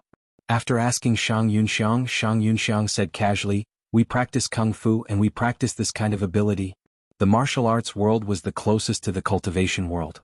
Sun Lutong, the former Tiger Head Junior Protector and the world's top master, was the only one who could be compared with him. It was said that Shang Yunxiang was a great master who had comprehended the true meaning and mystery of martial arts. Shang Yunxiang's realm was extremely mysterious. Others could not understand it, but in the hearts of martial arts masters and great cultivators, it was like a mirror. This was a kind of magical and mysterious realm that one had to cultivate to a certain level to feel. What Shang Yunxiang could do, there was no reason that the mystical silver fox, who was one of the most powerful devils in history, could not do it. The mystical silver fox suddenly stopped and looked at Yoshida Shinmura's sleeve. She had rich experience in fighting. She looked at Yoshida Shinmura's lower body and saw that he still dared to sit on the high platform without moving at all. She immediately understood everything. Even a reincarnated wisdom king wouldn't dare to be so arrogant. You're just a lowly priest of a shrine, yet you dare to be so presumptuous in front of me? The mystical silver fox couldn't help but sneer in her heart. How dare you use such a lowly trick on me? The mystical silver fox quickly came up with a plan to deal with it. While sneering, she quickly pinched her fingers and recited something softly. On the opposite side, Yoshida Shinmura saw that the mystical silver fox was floating in the air without moving at all, which made him even more nervous. He didn't know if the mystical silver fox had seen through his plan, so he shouted again, "Mystical silver fox, do you dare to come forward and fight with me?" The mystical silver fox didn't seem to hear him. She just stood there, pinching her fingers and moving her lips as if she was doing a spell. This time, Yoshida Shinmura became more and more flustered. If the mystical silver fox didn't come close, he wouldn't dare to release his talisman. Otherwise he wouldn't be able to guarantee the hit rate. Yoshida Shinmura gritted his teeth and pointed at the mystical silver fox on the high platform and scolded her. Seeing that the mystical silver fox didn't respond to such insults, his subordinates also dared to scold her. For a moment, the mountain was filled with filthy words like water, which was hard to stop. The cultivators of various sects in Japan on the mountain were all dumbfounded. Many of them didn't understand what was going on with the strange scene in front of them. Where did Yoshida Shinmura get the courage to point at the nose of the mystical silver fox and scold her like this? The mystical silver fox had gone up the mountain to kill because of their scolding. Why did it seem that she didn't hear them and didn't move at all? The mystical silver fox had been enraged by a sentence before, but at this time she was as calm as a rock. She stared at Yoshida Shinmura. Suddenly her wriggling red lips stopped. She held the 5 thunder fingers in her hand and pointed to the sky. Then she shouted, "Thunder!" Suddenly, a huge whirlpool appeared in the rolling dark clouds in the sky. With a loud crack, a bolt of lightning struck at Yoshida Shinmura in an instant. The skill of attracting thunder was the most powerful and difficult magic in the world. It was easy to attract a powerful bolt of thunder from the sky and accurately hit a person who was tens of thousands of feet above the ground. One could imagine how difficult it was. There were many cultivators who were not careful when attracting thunder, causing a backfire. A bolt of thunder struck them. Therefore, it could be said that the thunder-attracting skill was a spell that could kill 10,000 enemies and hurt 10,000 oneself. Even the mystical silver fox herself did not dare to say that she could accurately hit the target with every bolt of thunder. Therefore, since ancient times, the thunder skill was often a combination of 10,000 bolts of thunder, covering the ground to kill the opponent in seconds. However, at this time, the mystical silver fox had only attracted one bolt of thunder. Logically speaking, the hit rate could not be guaranteed, but Yoshida Shinmura was standing under a tall pine tree. Standing under a tree in this thunderous and rainy weather was something that a slightly normal person would not do. However, Yoshida Shinmura had his own difficulties. He could not move his position on the high platform. At this time it was raining heavily. Although he had used his spiritual power to prevent himself from being wet all the way, he was going to fight with the mystical silver fox. Naturally, he had to save every little bit of spiritual power to deal with the mystical silver fox. Of course, he was unwilling to waste his spiritual power on such a thing as blocking the rain. If he was drenched in the rain like this, the rain would enter his body, and the moisture would also enter his body, which would greatly affect the speed of the qi and blood in his body. Although the cultivation methods of the Chinese and Japanese cultivation worlds were different, the Japanese cultivators also relied on the qi and blood in their bodies to mobilize their spiritual power. Moreover, Yoshida Shinmura, like most Japanese cultivators, only cultivated their minds but not their lives. Naturally, their bodies could not reach the perfect state. The moisture could easily enter their bodies and affect them. Therefore, Yoshida Shinmura hid under the pine tree. Others only thought that he was complacent and courted death by standing under the tree, but only he knew that he was forced to do so. In order to plot against the mystical silver fox, it could be said that he had calculated every step, but he didn't expect that he would be harmed by a tree. With a loud bang, the heavenly thunder steadily struck down at the tree. Yoshida Shinmura was also a rare great cultivator in Japan. He was also sensitive to danger. He subconsciously wanted to dodge, but when he thought about it, he suddenly found that his whole body was numb. He looked down and saw that his whole body was wrapped in golden threads, which made him motionless. He didn't know when the mystical silver fox had done it, but it had entangled him in place. Yoshida Shinmura was horrified. He looked up and saw that the mystical silver fox's red eyes were staring at him ferociously, as if he had been stared at by the god of death. At this time, the cultivators of the various sects subconsciously shouted, "Hide!" The people who were closest to Yoshida Shinmura and had the ability to save him were Ryuichi Yamazaki and Masao Yoshikawa. The cultivation of these two people was not much different from that of Yoshida Shinmura. They were both rare masters in the Japanese cultivation world. However, the two of them had just been so angry with Yoshida Shinmura that their noses were almost crooked. At this time, seeing that he was arrogant and unlucky to die, they were too happy. How could they have the thought of saving him at the first time? When they came to their senses and felt that they should let go of their prejudices to save Yoshida Shinmura, the heavenly thunder had already struck Yoshida Shinmura's body. Everyone saw a white light in front of them, as if a giant bomb had exploded in front of them. A blazing aura rolled over, making them unable to help but close their eyes. When they opened their eyes again, they saw that there was a huge pit in the place where Yoshida Shinmura was. Everything within a diameter of 5 or 6 meters around him had disappeared. Yoshida Shinmura, the pine tree beside him, the high platform under him, and the believers who were carrying the high platform had all been turned into powder. Everyone was stunned. Yoshida Shinto was one of the most famous Shinto sects in Japan. Their great priest, Yoshida Shinmura, had been killed by the mystical silver fox as soon as they met. What a terrible thing this was.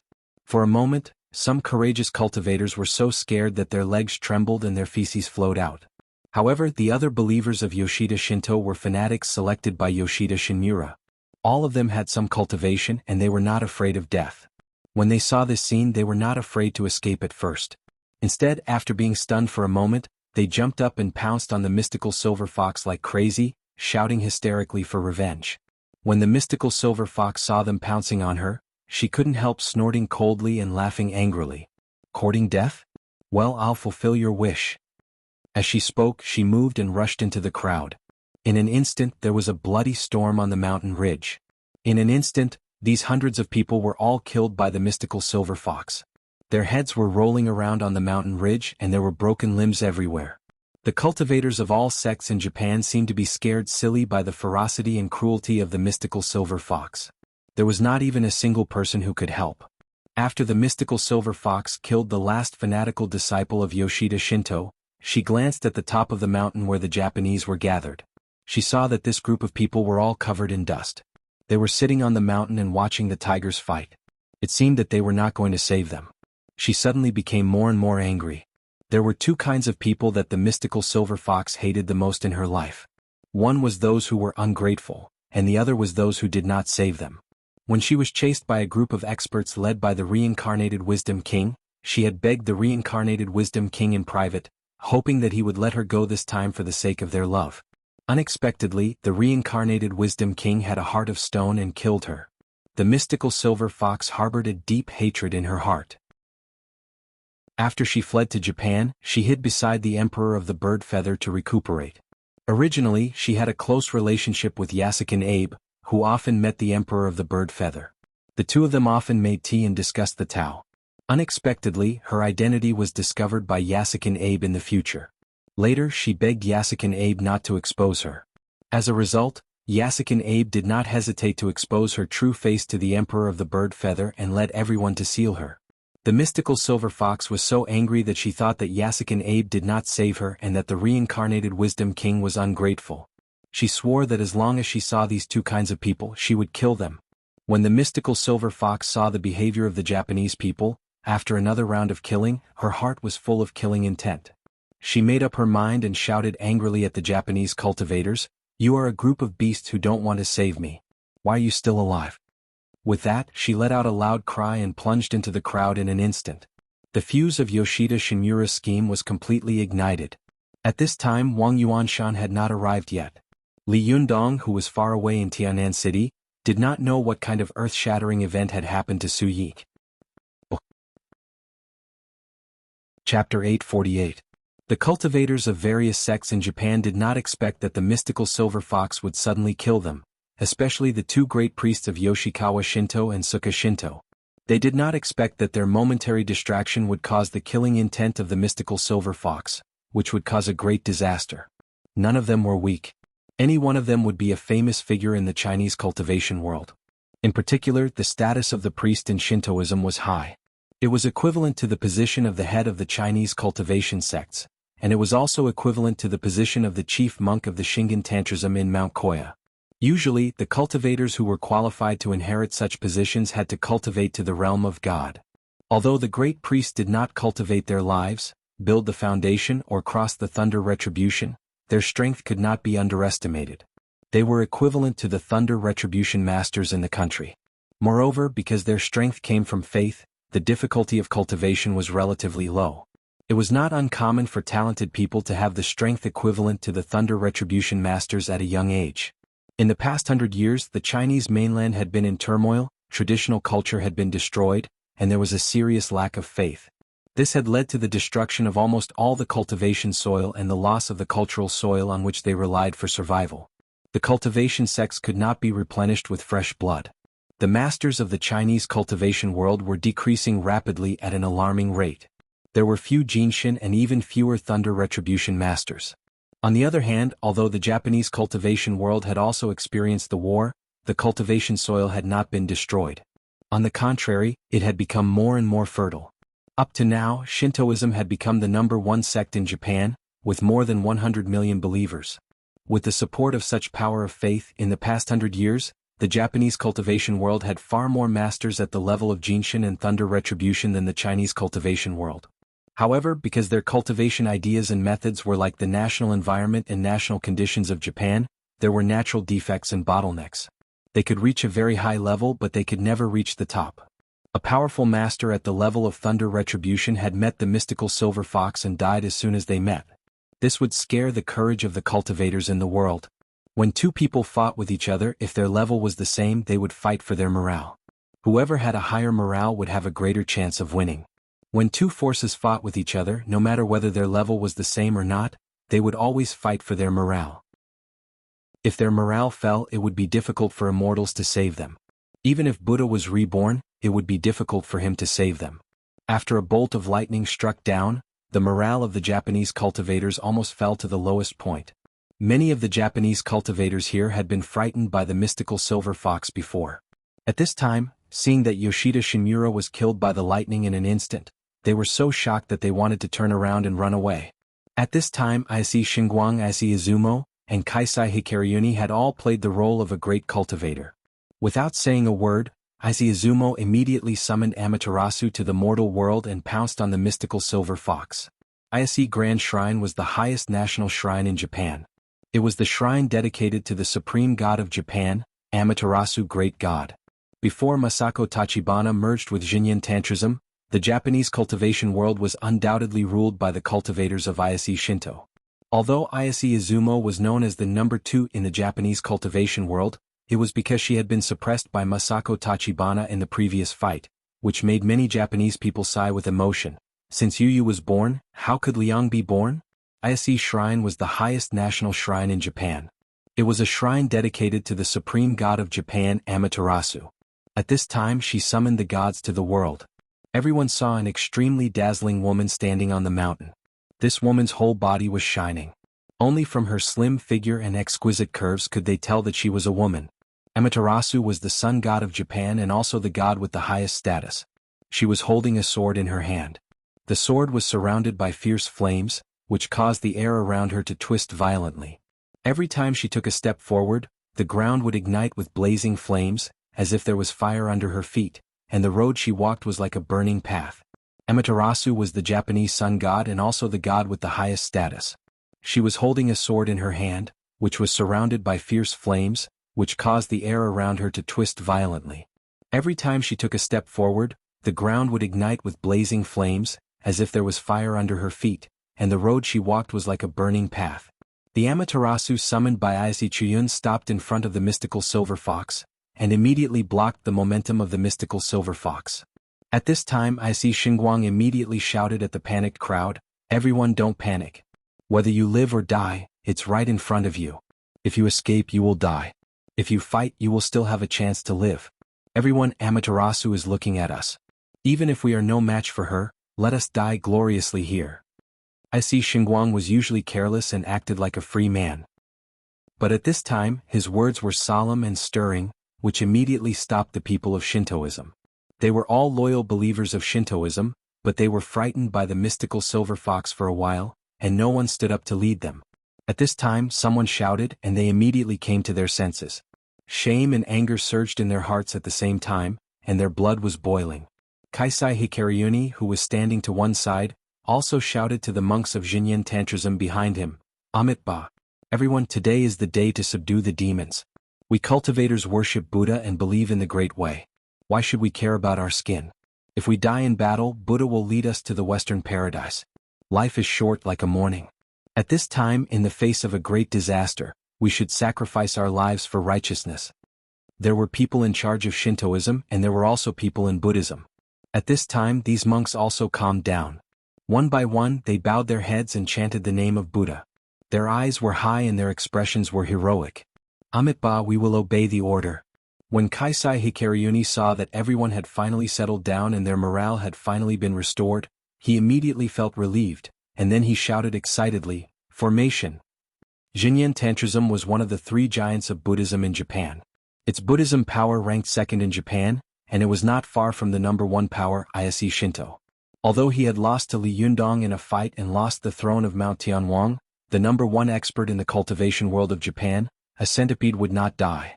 There were tens of millions of believers in Jinyin Tantrism, and there were many young spirit masters among them, who had strong potential and formations. Although he had been killed by the mystical silver fox and his strength had been greatly damaged, as the saying goes, Buddhism in India, Dharma in China, and Buddhist monks in Japan, Japan lacked everything but monks. In the past few days, Jinyin Tantrism immediately made up for it. As soon as Kaisai Hikaryuni shouted, hundreds of monks of Jinyin Tantrism quickly formed a formation. On the other side, the monks of the Tiantai sect and the Pure Land sect also reacted quickly. They formed a formation one after another. For a time, the sound of Buddha's name on the top of the mountain shook heaven and earth. It was majestic and brilliant, and there seemed to be a Buddhist spiritual light in the air. Although the mystical silver fox was extremely fast, Ise Chuyun was risking her life at this time and attacking with all her might. Because she knew that if she didn't use all her strength in an instant to stop the mystical silver fox, the Japanese cultivation world would completely collapse. Even if the Chinese cultivation world wanted to save them, there was nothing they could do. Moreover, after this battle, the mystical silver fox would not give them another chance. Therefore this time it was a matter of life and death. Ise Chuyun's attack was exactly in front of the mystical silver fox. The long sword slashed in front of her, and immediately a blazing wall of fire was ignited in front of her. This wall of fire almost connected the sky and the earth, blocking the mystical silver fox. The figure of the mystical silver fox paused. If she had the real body of the divine fox at this time, she only needed to show her real body and hit the wall of fire with her invulnerable and invincible body. Then the magic would be easily broken by her. However, at this time the mystical silver fox only had 7 tails. She was not afraid of any magic treasures. The other parts of her body were all rosy. If she bumped into the wall of fire, she might be burned to powder immediately, leaving only 7 tails. The mystical silver fox's eyes narrowed, but she soon sneered, "Can you stop me like this? Childish." The 7 tails behind her twisted quickly and kept growing longer and larger. Originally, the tail was only more than 1 meter long, but now it was more than 100 meters long. From a distance, the 7 golden tails danced like a golden whirlwind. In an instant there was a strong wind between heaven and earth. The 7 golden tails behind the mystical silver fox danced wildly. They were so fast that their shadows could hardly be seen. The strong wind around them was like a knife. Even if a hard rock was placed in it, it would definitely be cut into countless pieces in an instant. At first, the strong wind produced by the 7 golden tails of the mystical silver fox made the wall of fire more and more vigorous. But not long after, the wind became more and more fierce. The huge rocks at the foot of the mountain were blown away in all directions, and the big trees on the top of the mountain were uprooted. The wall of fire became weaker and weaker. When the power of the wall of fire was half of what it had been before, the 7 huge tails behind the mystical silver fox suddenly slapped towards the wall of fire. With a bang, the wall of fire was completely extinguished in an instant. Amaterasu, who was holding the blazing fire sword, was also smashed into pieces and disappeared. Si Chuyun spat out a mouthful of blood and fell down on his back without saying a word. The mystical silver fox laughed wildly and said, "How dare you show off your insignificant skills?" After that, her figure flashed and she rushed into the crowd of cultivators from various sects in Japan without any hindrance. At this time, the cultivators of various sects finally got a precious chance to breathe because of Si Chuyun's desperate stop. They were already ready for battle. When they saw the mystical silver fox pouncing on them, they all shouted and rushed toward the mystical silver fox regardless of their own safety. For a moment, the mountains and the Shuya Killing Stone scenic area were dark. There were magic treasures flying everywhere, and all kinds of magic arts emerged one after another. Although the mystical silver fox was in the magic circles of various Buddhist sects, she was not afraid at all. She ignored the magic circles as if they were nothing. She killed in and out of them, covered in blood, but not a single drop of blood was her own. At this time, on the opposite mountain ridge, the cultivators of various sects in China, who were about to fight among themselves, were stunned by the sudden change in front of them. Although Du Fei, who had been trying to persuade them to fight, was not at a high cultivation level, his eyesight was quite good. He fixed his eyes on the opposite mountain and immediately blurted out, "Oh no, these Japanese are going to be in trouble. They can't hold on for long." Mao Yuchang and Ding Nan, who had been staring at each other, also looked at each other unconvinced and looked at each other. Zhou Fachang, who was beside them, looked at them with a serious face and said, "The mystical silver fox has made a move." Du Fei said worriedly, "Grandmaster, but Jinren Wang Yuanshan hasn't arrived yet." Zhou Fachang said in a deep voice, "We can't wait for him any longer. If we wait for him any longer, all the Japanese will die. It doesn't matter if they all die. The mystical silver fox will come to deal with us later." Although the Chinese cultivators here didn't like the Japanese, they still understood the principle that the teeth were cold when the clan died. They all took out their powerful magical weapons and were ready to grit their teeth and go forward. To fight with the mystical silver fox, they not only needed great strength but also great courage, because it was very likely that they would be killed by the mystical silver fox before they could even react, and they would disappear from the world from then on. Zhou Fachang was well aware of this. The reason why he volunteered to lead the team here was that he wanted to leave more seeds for the Chinese cultivation world, which had suffered many disasters. He looked back at the crowd and shouted in a dignified manner, "You are not allowed to go. Stand aside and watch for me. I'll go." His cultivation level was the highest here. Compared with him, everyone's cultivation level was much lower. Zhou Fachang said that he was standing by, but in fact he was taking care of their faces and didn't want them to die. When the crowd heard this, many of them looked indignant and unwilling, while many of them secretly breathed a sigh of relief. Zhou Fachang stretched out his hand, and a long sword appeared in his hand like a magic trick. In an instant, his body turned into a long rainbow and flew toward the mystical silver fox. Although everyone listened to Zhou Fachang and didn't follow him, Ding Nan felt that this was a once-in-a-lifetime opportunity to stand out. She was a newborn calf who was not afraid of tigers. How could she know the horror of the mystical silver fox? She immediately volunteered to follow him. Before leaving, she didn't forget to stab Mao Yuchang. "Hey, I'm a half-baked person. I won't fall behind others. You're a decent person. Do you dare to follow me?" Mao Yuchang was a woman who couldn't stand being teased. She immediately flew into a rage and raised her eyebrows. "Why wouldn't I dare?" After that, she moved faster than Ding Nan and rushed to Zhou Fachang's side in a flash. Everyone don't wait. I'll make up for the second update tomorrow morning. I'm going to bed. Chapter 849. Zhou Fachang saw a flash of green light beside him, and Mao Yuchang of the Maoshan sect appeared in front of him. The old elder of the Chuanjin dragon sect was shocked. He immediately stopped and shouted, "Nonsense, what are you doing here?" Mao Yuchang quickly glanced at Ding Nan, who was not far away. She straightened her neck and said, "I've been cultivating since I was a child. Is it just to become an immortal? In the face of a great disaster, if we cultivators don't step forward bravely, what can we do?" Her words were dignified. Even Zhou Fachang was choked and didn't know what to say. However, he was old and shrewd. He could see through it at a glance. In fact, it was just a fight between girls. She was only in her early 20s now. She was in her 3rd or 4th year of university. She was young and in her prime. She was also the most proud and arrogant age. When she lost her temper, even the heavenly god wouldn't buy it, let alone the mystical silver fox. Moreover, just now, the mystical silver fox had killed a master at the level of thunder retribution with a bolt of heavenly thunder. They were far away, so they didn't see clearly who had been killed. Even if they saw clearly, they didn't know what kind of status and strength Yoshida Shinura had in the Japanese cultivation world. The ignorant were fearless. Although Mao Yuchang was a good cultivator and was not inferior to Zi Yuan in terms of erudition, she knew nothing about the Japanese cultivation world. She thought that the mystical silver fox had just killed a cat or dog, a nobody. Mao Yuchang didn't know the details, and Ding Nan, who had become a monk halfway, didn't know how powerful it was. The reason why Zhou Fachang didn't want them to come out was that he felt that both of them were rare talents in the Chinese cultivation world. It was rare and commendable for them to have such cultivation at such a young age. He wanted to leave more seeds and vitality for the Chinese cultivation world. However, these two little girls were disappointing. At this time they were fighting. Zhou Fachang looked at the two little girls who didn't know the immensity of heaven and earth. He was so angry that he blew his beard and glared at them. But at this time it was very inappropriate for them to go back. Moreover, even if they survived in the future, they would be very sad, and it would even affect their future cultivation. Zhou Fachang stamped his feet and glared at them. He wanted to scold them, but he forced himself to hold back. He had to hold back his anger and said, "You two stay behind me later. Don't act rashly. Otherwise, you can't blame me if your body and soul are destroyed." After that, the long sword in his hand shook, and he let out a long roar. He said loudly, "Mystical silver fox, do you recognize the sword in my hand?" Although his voice was a bit old, it was still loud and clear.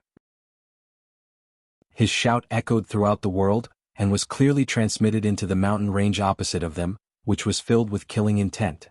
When the mystical silver fox heard this, her heart skipped a beat, and she couldn't help but have some distracting thoughts. She subconsciously looked back, and suddenly, the Japanese cultivation world immediately had precious time to breathe. In an instant they worked together, and countless magic arts and magic treasures were blasted at the mystical silver fox. This time the counterattack was shockingly powerful. From afar, a wave of colorful light surged towards the mystical silver fox, like a raging wave that could topple mountains and overturn the seas. The reason why the silver fox had been able to suppress the Japanese cultivation world was that she had always relied on her speed to be faster than theirs. As the saying goes, one step faster, all the steps faster. Even the strong magic array set up by the Buddhist cultivators on the mountain ridge could not slow her down. Even the countless magic treasures and magic arts around her could not distract her at all. However, as soon as Zhou Fachang lit up the sword in his hand, a very familiar aura immediately came. The silver fox was shocked. After a thought, her body was a little sluggish and her speed slowed down a little. It was this point that made the Japanese cultivation world finally catch up and fight back. Although the mystical silver fox was strong, she did not dare to face so many magic treasures and magic arts with her body. The 7 golden tails behind her suddenly rolled up in front of her, like a golden barrier wall, blocking in front of her. There was an earth-shaking sound, and countless magic treasures and magic arts were bombarded on the 7 golden fox tails. Even the mystical silver fox's tail was invulnerable to water and fire, and it was not afraid of any magic treasures, but it could not bear it. It was dented, and the mystical silver fox was forced to retreat again and again, out of the mountain ridge. The silver fox was floating in the air, looking a little angry. With a fierce flick of her 7 fox tails, the barrier instantly turned into a steel whip. She whipped at the mountain, and with a bang she whipped at the Japanese cultivators. She was like a giant smashing an ant on a mountain with a hammer. When the cultivators of various sects in Japan saw the 7 golden fox tails above their heads smashing down, they all shouted loudly.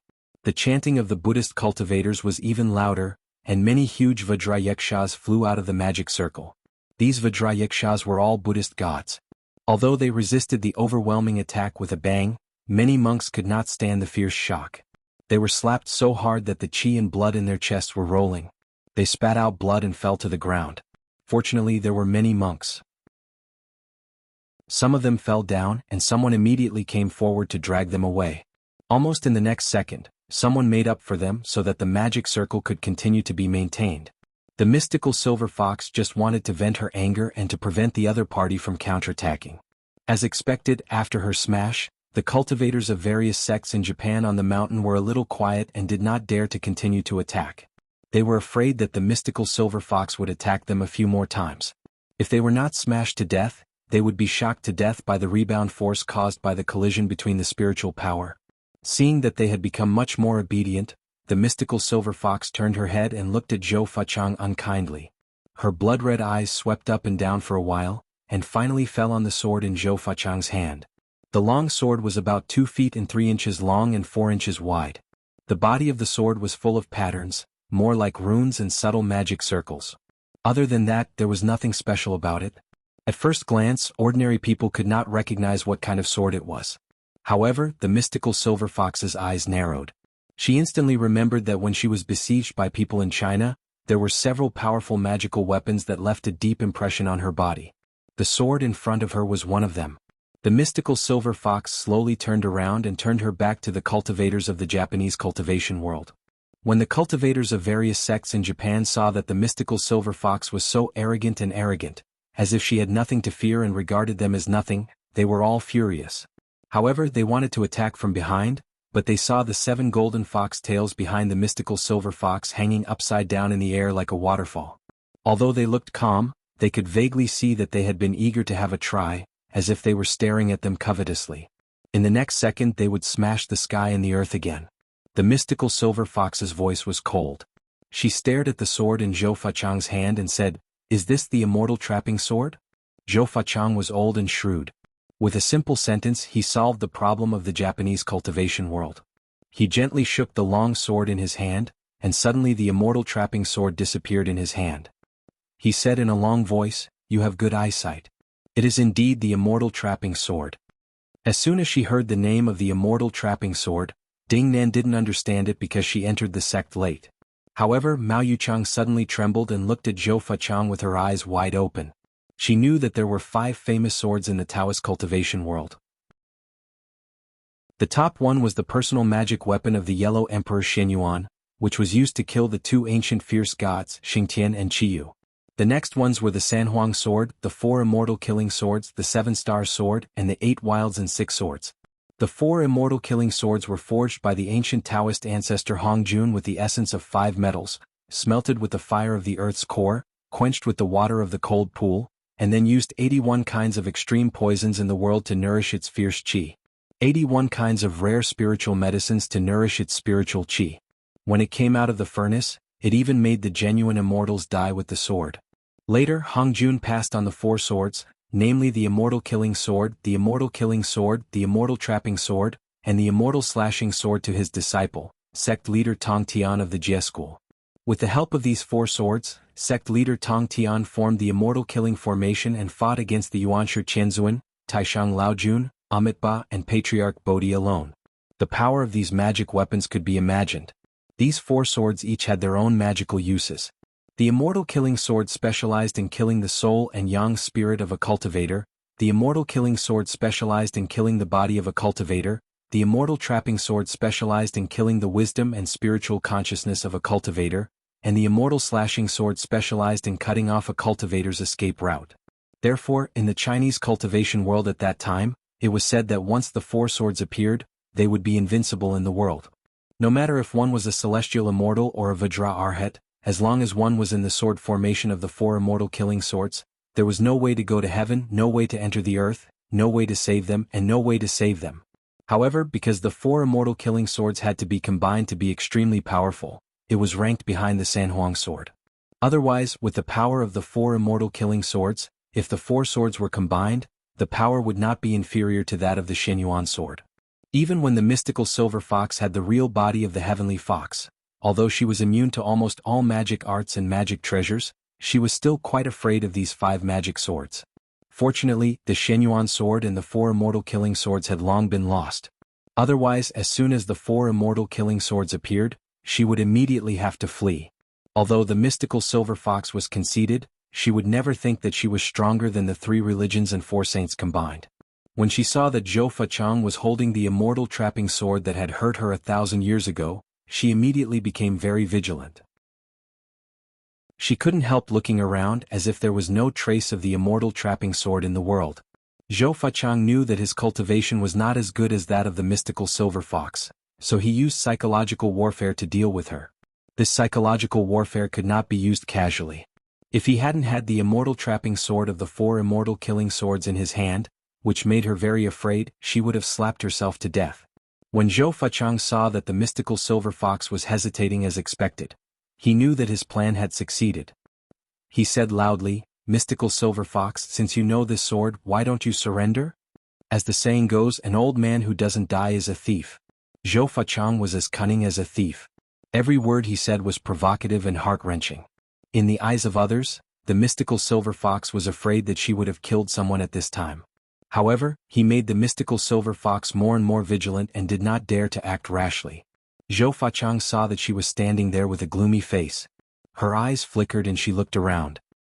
He said, "Mystical silver fox, if you don't surrender now, you will have practiced your spiritual energy cultivation for 1,000 years in vain." The mystical silver fox narrowed her eyes. She was not angry but shocked.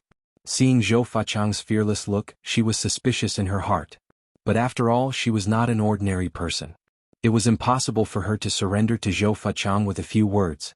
The mystical silver fox's heart moved slightly, and her suspicious face suddenly became ferocious. Her body moved and her fingers were like hooks. In an instant she appeared in front of Zhou Fachang and said sternly, "Old thing, how dare you lie to me?" Zhou Fachang had been staring at the mystical silver fox with vigilance. When a bad omen flashed in his heart, his body immediately moved and disappeared. As soon as he disappeared, the mystical silver fox tore the shadow of his body into pieces. If he waited for the figure of the mystical silver fox to disappear and then dodged, he was afraid that his body and soul would have been destroyed at this time. As soon as the figure of the mystical silver fox moved, countless swords appeared between heaven and earth in an instant. They rushed towards the mystical silver fox like a storm. This was the immortal trap formation of the 4 immortal swords. Chapter 850. Zhou Chang was old and experienced. With a few words he led the mystical silver fox into the trap. Everyone saw the sword light shooting in all directions in the sky and the sword chi soaring into the sky. The light and shadow of the immortal trapping sword were everywhere, but the real body of the immortal trapping sword could not be seen anywhere. Although the mystical silver fox was extremely fast, she could not escape from the overwhelming sword shadows. At this time her body was almost invisible. There were strong winds and sword chi everywhere. It was so cold that it made people's hair stand on end. Ordinary people only felt that if they were in it, they would be pierced by thousands of swords and killed in an instant. At this time, the cultivators of various sects in Japan on the other side of the mountain could only widen their eyes at this time. This was the first time for many of them to see this kind of ancient magic weapon. They were all stunned and almost speechless.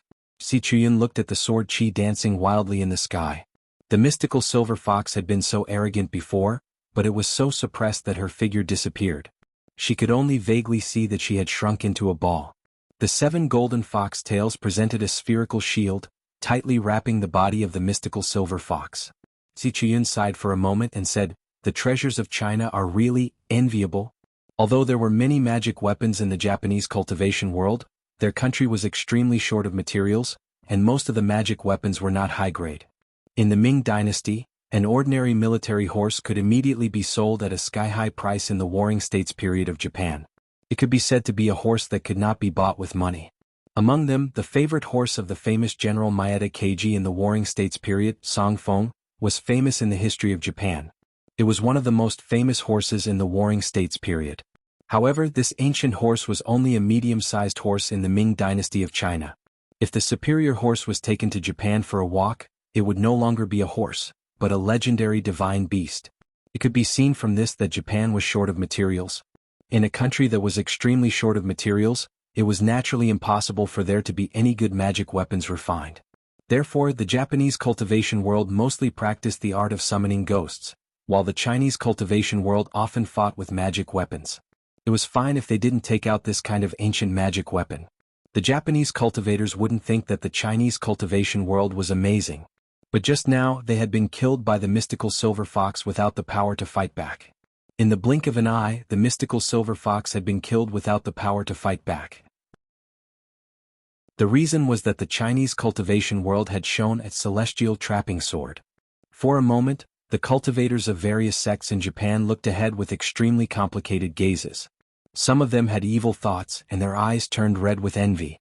At this time, Mao Yichang and Ding Nan also forgot their previous unhappiness. They stared at the mystical silver fox in the air with their eyes wide open. They couldn't help clenching their fists tightly, and their eyes didn't blink. They just wished that the immortal trapping sword would kill the mystical silver fox on the spot in the next second. Everyone saw that the mystical silver fox had been suppressed to the point that she had no power to fight back. But only Zhou Chang knew that the greatest power of the immortal trapping sword was that it could trap the opponent with continuous attacks, make the opponent lose his mind and make the wrong move. The immortal trapping sword itself was naturally very powerful, far better than ordinary magic weapons. But if it was used to deal with the mystical silver fox, it would be much worse. At this time the world was full of sword chi. Each sword chi was like a precious sword, rushing towards the mystical silver fox. However, none of the sword chi could pierce through the defensive shell formed by the 7 golden tails of the mystical silver fox. The 7 tails wrapped up all the angles of the mystical silver fox, leaving no gap, and it was not hurt at all. Although it gave the opponent a powerful attack, it was not life-threatening. Zhou Chang's original intention was to trap the mystical silver fox and buy more time for Wang Yuanshan's arrival. He didn't expect to kill the mystical silver fox with this immortal trapping sword. Although Zhou Chang himself was a master of thunder retribution and could be called a top cultivator in the Chinese cultivation world, compared with the mystical silver fox, he was still a long way behind. His face was as dark as water, and his eyes were fixed on the mystical silver fox in the violent sword chi.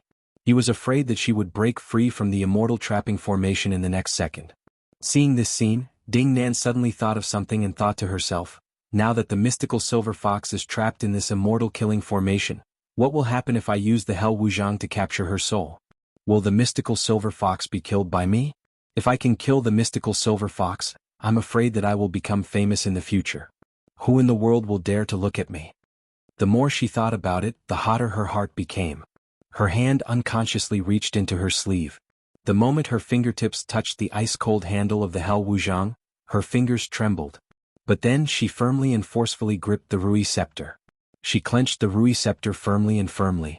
As soon as she thought about it, she couldn't stop it anymore. All she thought about was how to make a name for herself and make people look at her. How could Zhou Chang have expected that this beautiful girl, who was as beautiful as a flower, would be so bold at this time that she dared to take the initiative to provoke the mystical silver fox? Although Mao Yichang had followed them on impulse before, after calming down, she positioned herself as a soy sauce. It was good for her to be a soy sauce at a close distance. She could avoid participating in the battle as much as possible. Otherwise she would be killed in seconds when they met. How bad would that be? Therefore, Mao Yichang did not expect that the guy beside her would dare to take the initiative to attack.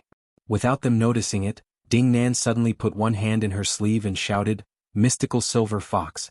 Her shout was not very obvious in the roar of the overwhelming sword chi, but in an instant, a thick black mist rushed out of Ding Nan's sleeve and rushed toward the mystical silver fox like a torrent. Zhou Chang and Mao Yichang were shocked at the same time. Their faces suddenly changed and they exclaimed in unison, "Hell Wuzhang?" As they spoke, their eyes were full of horror and fear. If Zhou Chang had the immortal trapping sword in his hand, Mao Yichang would only be surprised, but she didn't think it was strange. Logically speaking, for a sect as powerful as the Chuanjin Dragon sect, it wasn't strange for its founding elder to have a sect-guarding artifact in his possession. Even the Linggong sect, which had been in decline, still had 3 powerful magical weapons. One of the 3 powerful magical weapons was the Bahuang and Liuha, one of the 5 great Taoist swords. Even the Linggong sect was like this, let alone the Chuanjin Dragon sect. But Dingnan was different. What kind of sect was the Yin-Yang sect? It could be said to be the least popular sect in the Chinese cultivation world. Dingnan, who had become a monk halfway through her life, suddenly took out the Hell Wuzhang sword. This was really frightening. It was as if 2 cowboys did not like each other and decided to have a duel. One of them had just turned around to pull out his gun and was about to pull the trigger when he suddenly realized that the guy in front of him had turned into Iron Man with gun barrels sticking out from all over his body and pointing at him. This is too outrageous, isn't it? Mao Yichang's mind buzzed and she unconsciously said in her heart, how could she have such a terrifying powerful magical weapon? Just now I actually wanted to fight with her one-on-one. Although Mao Yichang was conceited, she would never be conceited enough to think that she could defeat an opponent who was at the same level as her and had the Hell Wuzhang. She was looking at Ding Nan in fear, but in the blink of an eye, the black mist rushed to the golden barrier of the mystical silver fox. The 7 tails of the mystical silver fox could resist most of the magic arts and magic treasures, but they could not resist the soul erosion of the Hell 5 feet. The mystical silver fox was hiding in the barrier and thinking about the countermeasures in front of her. Suddenly she saw a black mist pouncing on her through her barrier. In the blink of an eye, it pounced on her and turned into a few ferocious ghosts, baring their fangs and brandishing their claws at her. At this time, the mystical silver fox had no way to avoid it, so she could only bear it. Fortunately, her cultivation was too high. When she was invaded by this evil qi, she immediately felt that the blood in her body was almost frozen, and the jinqi in her body suddenly slowed down. The mystical silver fox was furious. Her blood-red eyes widened and she immediately wanted to rush out and kill people. But just as she was about to move, a thought suddenly flashed through her mind, and a sneer appeared at the corner of her mouth. At this time, the people on both sides of the mountain saw Ding Nan shout loudly, and a black smoke rushed straight to the mystical silver fox. Then, the 7 golden tails beside the mystical silver fox instantly drooped down, and there were countless flaws in her body. This time all the cultivators on both sides of the mountain were stunned. But soon they realized one thing with great excitement in their minds. The mystical silver fox's defense had been broken, and she had a flaw. Almost at the same time, countless magic arts and powerful magical weapons flew out of the mountains on both sides in an instant. Like a storm, they rushed toward the mystical silver fox. At this time, the magic arts and powerful magical weapons on both sides were really saturated to an extremely terrifying extent. It was as if a tsunami that connected the sky and the earth had surged out from both sides at the same time, slapping toward the mystical silver fox. Zhou Chang didn't expect that at this moment, the mystical silver fox would be hit by Ding Nan's Hell 5 feet.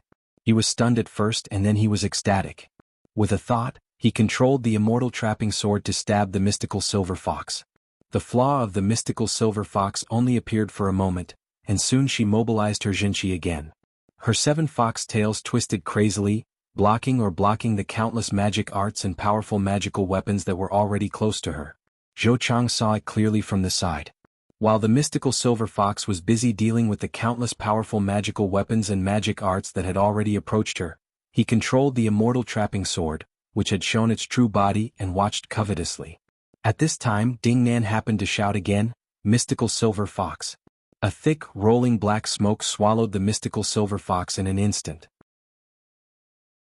When the mystical silver fox broke free again, the immortal trapping sword controlled by Zhou Chang flashed with lightning and fiercely stabbed at the mystical silver fox's chest. Suddenly, with a puff, the mystical silver fox screamed, and her chest was immediately pierced through. For a moment, everyone was stunned. They could hardly believe their eyes. The devil who had once been invincible in the world and dominated the cultivation world of the Middle Sun had died just like that? At this time Ding Nan's mind was also buzzing, and then she was ecstatic. She couldn't help shouting loudly, "Dead, the mystical silver fox is dead, I killed the mystical silver fox." Chapter 851. As the mystical silver fox was hit by the sword, in an instant, Su Ye's killing stone scenic area was completely quiet. The magic, which had been overwhelming like a storm, suddenly disappeared, and the mystical silver fox disappeared. You're almost there. As the immortal trapping sword had revealed its true form, the piercingly cold sword aura that pervaded everywhere had disappeared. At this time the surroundings were extremely quiet. Only the sound of the pouring rain and Ding Nan's ecstatic shouts reverberated between heaven and earth.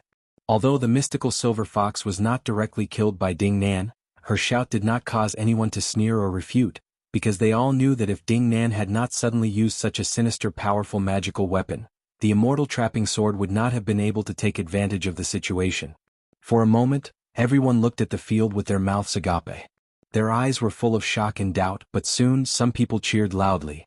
Some cultivators who didn't believe that the mystical silver fox had died in such a way couldn't help but feel suspicious in their hearts amid the earth-shaking cheers. Only Zhou Chang's eyebrows were tightly furrowed. His cultivation was extremely high and he vaguely felt that something was wrong. How famous was the mystical silver fox? As the saying goes, there was no false reputation. How could she be killed so easily? Zhou Chang looked around and his two snow-white eyebrows were knitted tighter and tighter. His eyes were like lightning. He looked at the thick rain curtain and stared at the mystical silver fox. At this time, the mystical silver fox's body was still in the air. Her 7 fox tails were hanging low in the air, and she was no longer as wild as before. But as the thunderstorm fell, the 7 fox tails were motionless in the air. Suddenly Zhou Chang's eyes widened, and he let out a roar of extreme fear. I've been tricked. This is an illusion. Illusions were not created by the Fox Zen sect, but it was the fox spirits of the Fox Zen sect who brought them to the highest level. As the strongest person in the Fox Zen sect for more than 1,000 years, the mystical silver fox had naturally cultivated her illusion skills to the level of perfection. Her illusion skills had already reached the stage of turning fake into real. Others knew that the 4 fairy-killing swords were hopeless, so when they saw her being penetrated, they thought that she was dead for sure. Unexpectedly at this moment, the mystical silver fox took advantage of the other party's eagerness to win and Ding Nan's eagerness to seek fame. After Zhou Chang shouted, the figure of the mystical silver fox appeared in front of Ding Nan in an instant. Her face was ferocious and her blood-red eyes seemed to be burning. Her terrifying eyes stared at Ding Nan, and in an instant, Ding Nan felt that she could not move. Ding Nan's mind exploded, and a thought quickly flashed through her mind. It's over, I'm dead. Her eyes widened as she watched the mystical silver fox's white hand stab at her chest, but she did not react at all.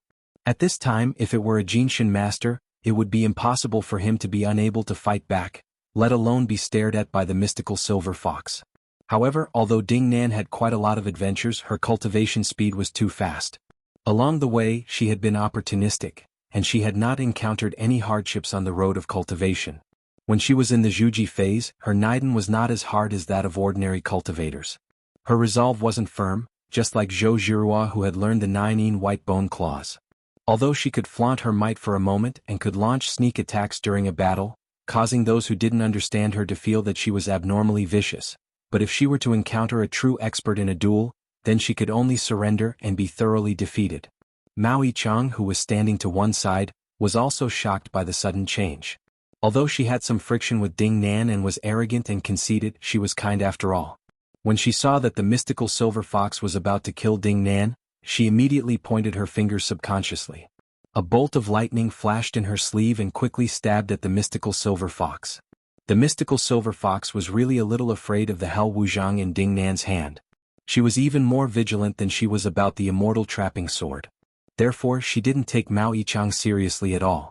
Instead, she moved faster.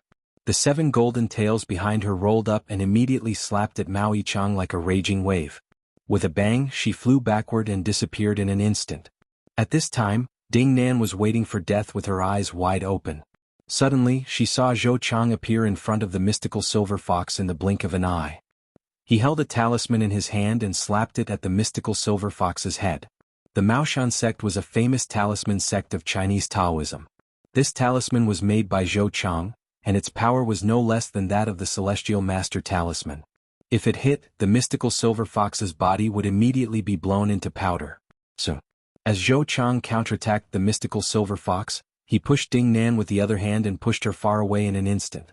He shouted, "Let's go." Like Zhang Zhishuan, Zhou Chang had experienced all kinds of disasters in the Chinese cultivation world. He was heartbroken by the constant loss of masters in the Chinese cultivation world. At this time when he saw Mao Yichang and Ding Nan, He thought that they were young and promising. In time they would definitely be brilliant figures in the Chinese cultivation world. He was a person who loved talents very much. He didn't want to see Ding Nan die here like this, so he rushed forward to save her regardless of his own safety. He was old and experienced and he was an expert in fighting. At the moment of saving people, he could counterattack and threaten the mystical silver fox. Everyone admired him secretly when they saw this kind of method. But unfortunately the opponent he met was the mystical silver fox. The mystical silver fox's attack suddenly failed. She was furious. She didn't even look at the talisman that Zhou Chang had found for her. She waved her hand and slapped Zhou Chang with a backhand. At the same time, the golden fox tail behind her rolled up and wrapped Zhou Chang's arm in it, like countless vines wrapping around it. Zhou Chang was shocked. He reacted very quickly. With a flick of his 5 fingers, he flicked the talisman towards the mystical silver fox. The two of them were very close to each other, almost fighting close to each other. This move was as fast as lightning and extremely difficult to guard against. However, the mystical silver fox was the horn that dominated the world with speed. Her figure flashed in an instant and appeared behind Zhou Chang in an instant. At this time, Zhou Chang's whole body was cold, and a trace of despair flashed through his mind. His magic treasure, the immortal trapping sword, also felt that he was in danger. It immediately rushed to save its master and pounced on the mystical silver fox like crazy. Because Zhou Chang was controlled by the mystical silver fox, the immortal trapping sword could not use the immortal trapping formation. It surrounded the mystical silver fox with endless attacks like water. It could only show its real body and stab at the mystical silver fox's back. However, the mystical silver fox was not surprised. Instead, she was happy. She had been waiting for this moment. The rest of the golden fox tails behind the mystical silver fox instantly opened. The golden silk on the fox tail was like a dense spider web, firmly covering the immortal trapping sword. Although the sword, one of the 4 immortal killing swords, was powerful and cut off a lot of fox silk at the beginning, there were more and more golden fox silk around it. The immortal trapping sword was like an insect falling on a spider web. The more it struggled, the tighter it was. The magic treasure was psychic. Although it did not have the wisdom of human beings, it also knew that the crisis was approaching it step by step. At this time, more and more golden fox silk was entangled, and its body was almost invisible. The immortal trapping sword struggled crazily, but the mystical silver fox did not give it a chance to escape. She laughed grimly, curled her tail and twisted all the golden fox silk. With a crisp sound, the immortal trapping sword was twisted into several pieces. All of a sudden, the immortal trapping sword no longer struggled. All the spiritual qi in its body was drained, and it fell from the air like a piece of scrap metal. 3 of the 4 immortal killing swords which were once famous in the world had been lost. Only the immortal trapping sword was still silently passed down in the world. However, in this battle against the mystical silver fox, the last 4 immortal killing swords were finally completely destroyed and disappeared from the world. From then on, the 4 immortal killing swords were extinct and completely became a legend, no longer existing. Zhou Chang watched helplessly as the immortal trapping sword was destroyed in front of him. His whole body trembled and his heart ached like a knife. In an instant, he remembered that when he was still a child, his master had solemnly passed on this sword to him. At that time, the picture flashed in front of Zhou Chang's eyes like a lantern. When the last picture was fixed, it was the ferocious face of the mystical silver fox and a white palm that was growing rapidly in front of him. With a puff sound, the mystical silver fox slapped Zhou Chang's head with her palm. In an instant, his brain was smashed and his body and soul were destroyed. The sound was not loud at all, and it was drowned out by the heavy rain around them. However, it was as if a heavy drum had been beaten in everyone's heart. All of this happened too fast, so fast that people could not see it and could not come back to their senses. At this time, the illusion set up by the mystical silver fox slowly disappeared in mid-air. On the other side, Zhou Chang's body had already fallen quickly from mid-air, like a broken sack. From ecstasy to fear, such a roller coaster change made everyone desperate. The morale of the Japanese cultivation world had completely fallen to the bottom, and it could no longer be inspired by Ise Xingguang and the others. The cultivators of various sects in China were also shocked and did not know what to do. After losing Zhou Chang, although there were also good cultivators among the cultivators of various sects, when there was no group of dragons and their morale was low, where should they go? Should they fight or flee? At this time, Ding Nan also stopped in midair like a walking corpse. She was so stunned that she could not come back to her senses. Her mind was buzzing with a thought, I failed? I failed. I killed Senior Zhou. Although Ding Nan's personality was extreme, she still had a kind side in her heart. When she saw such a respected senior like Zhou Chang, she naturally admired him. Moreover, Zhou Chang affirmed her in front of everyone, approved of her, and praised her, which made her have a strong affection and admiration for Zhou Chang. However, such a veteran of the Chinese cultivation world had lost his life because of his own arrogance. At this moment, Ding Nan was really regretful. She knew that in the next second, the mystical silver fox would definitely come to kill her again, and at this time, there would be no one to save her. She was dead. Ding Nan's heart was as cold as ash. She gritted her teeth and raised her hand to slap the top of her head. As soon as she moved her hand, it was suddenly held by someone. A soft voice came over, "What's the matter? You have to commit suicide?" At this time, Ding Nan's cultivation was also quite high. It was impossible for others to appear beside her without noticing and grab her arm so easily, even if she was extremely absent-minded. But at this time, Ding Nan suddenly felt that there was someone beside her. She turned her head in shock and saw a handsome, elegant middle-aged man standing beside her. This man had an indescribable bearing. His eyes were gentle and wise, as if he could see through everything at a glance. It seemed that his cultivation was even higher than Zhou Chang's. The terrifying eyes of the mystical silver fox could make people despair and have the will to die. However, the man in front of her looked at her gently. The fear and the thought of death in Ding Nan's heart suddenly disappeared without a trace, as if the chill had been swept away by the wind. Her heart seemed to be warm and her whole body was full of vitality and strength. Ding Nan was shocked and a thought suddenly flashed through her mind. Who is this person? Is there such a powerful person in the world? Chapter 852. The person in front of Ding Nan was none other than Wang Yuanshan, who had arrived late. After he learned from Tachibana Wakako that the mystical silver fox had already attacked, he rushed here.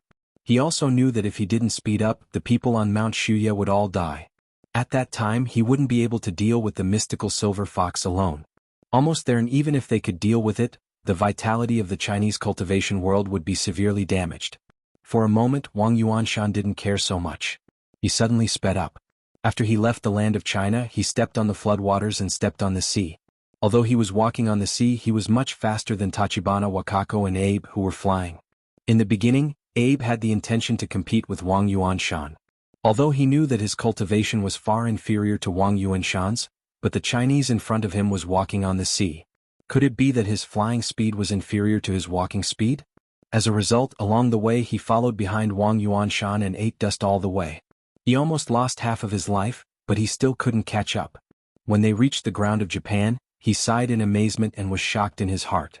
This Chinese man's cultivation is really unfathomable and terrifying.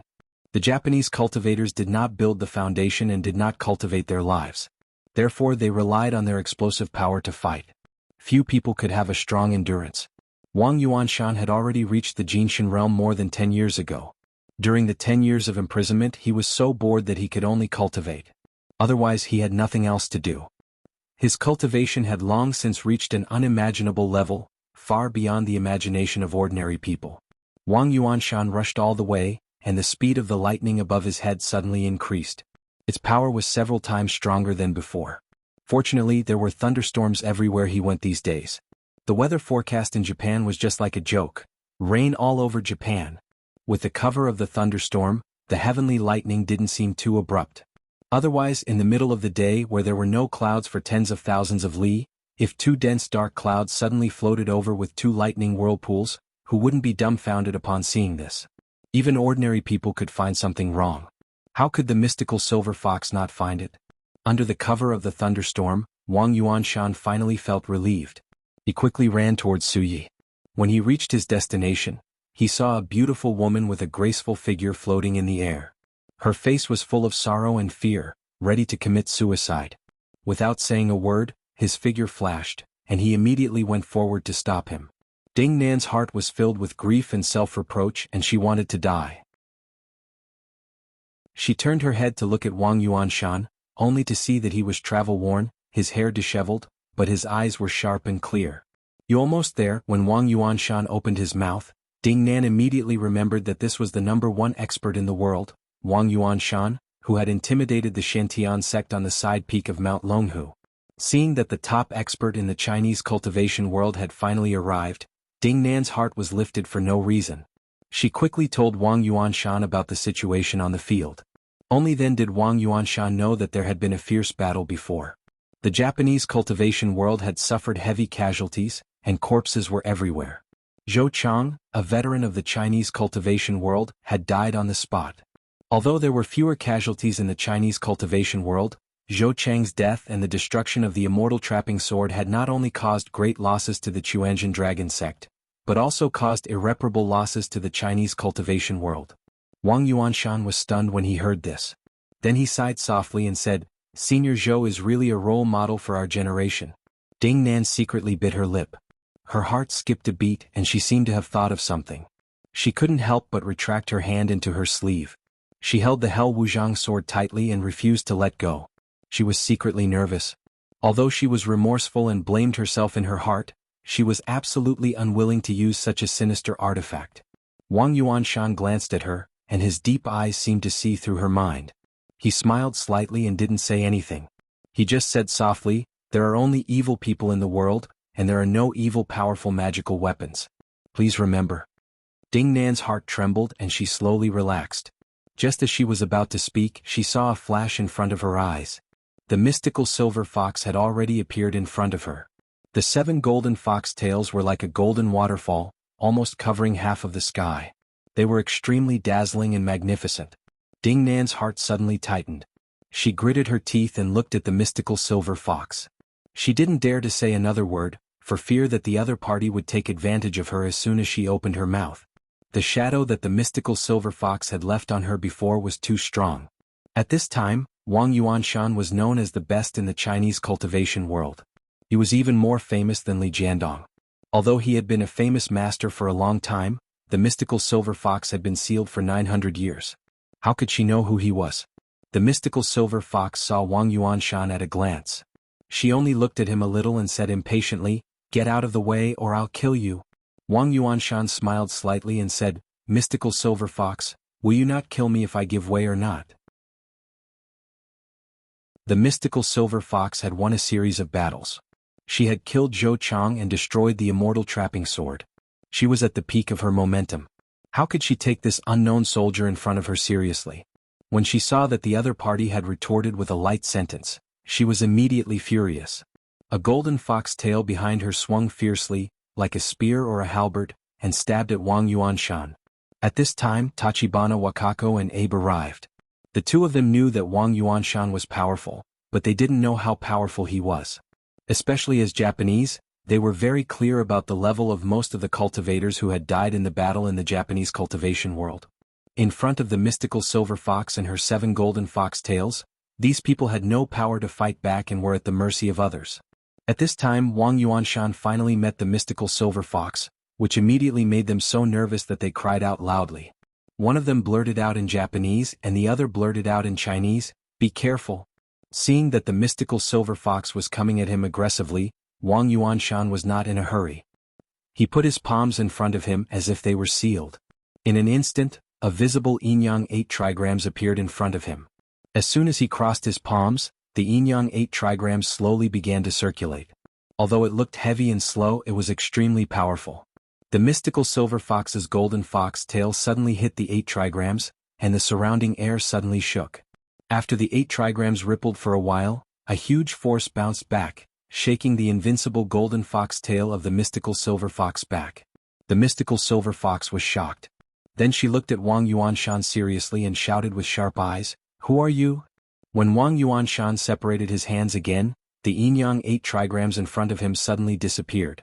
He smiled and said, "Jingyi School Linggong Sect Wang Yuanshan." In the Song, Yuan, Ming and Qing dynasties, Jingyi School was an earth-shattering sect of cultivation. It was the leader of Taoism in the Chinese cultivation world. However, the mystical silver fox was from the Tang dynasty and was driven to Japan during the 5 dynasties and 10 kingdoms period. The Jingyi school was originally called the 5 Pecks of Rice sect. Later it was changed to the Celestial Master Taoism during the Wei, Jin and Northern and Southern dynasties. After the Sui and Tang dynasties, it was not called the Jingyi school.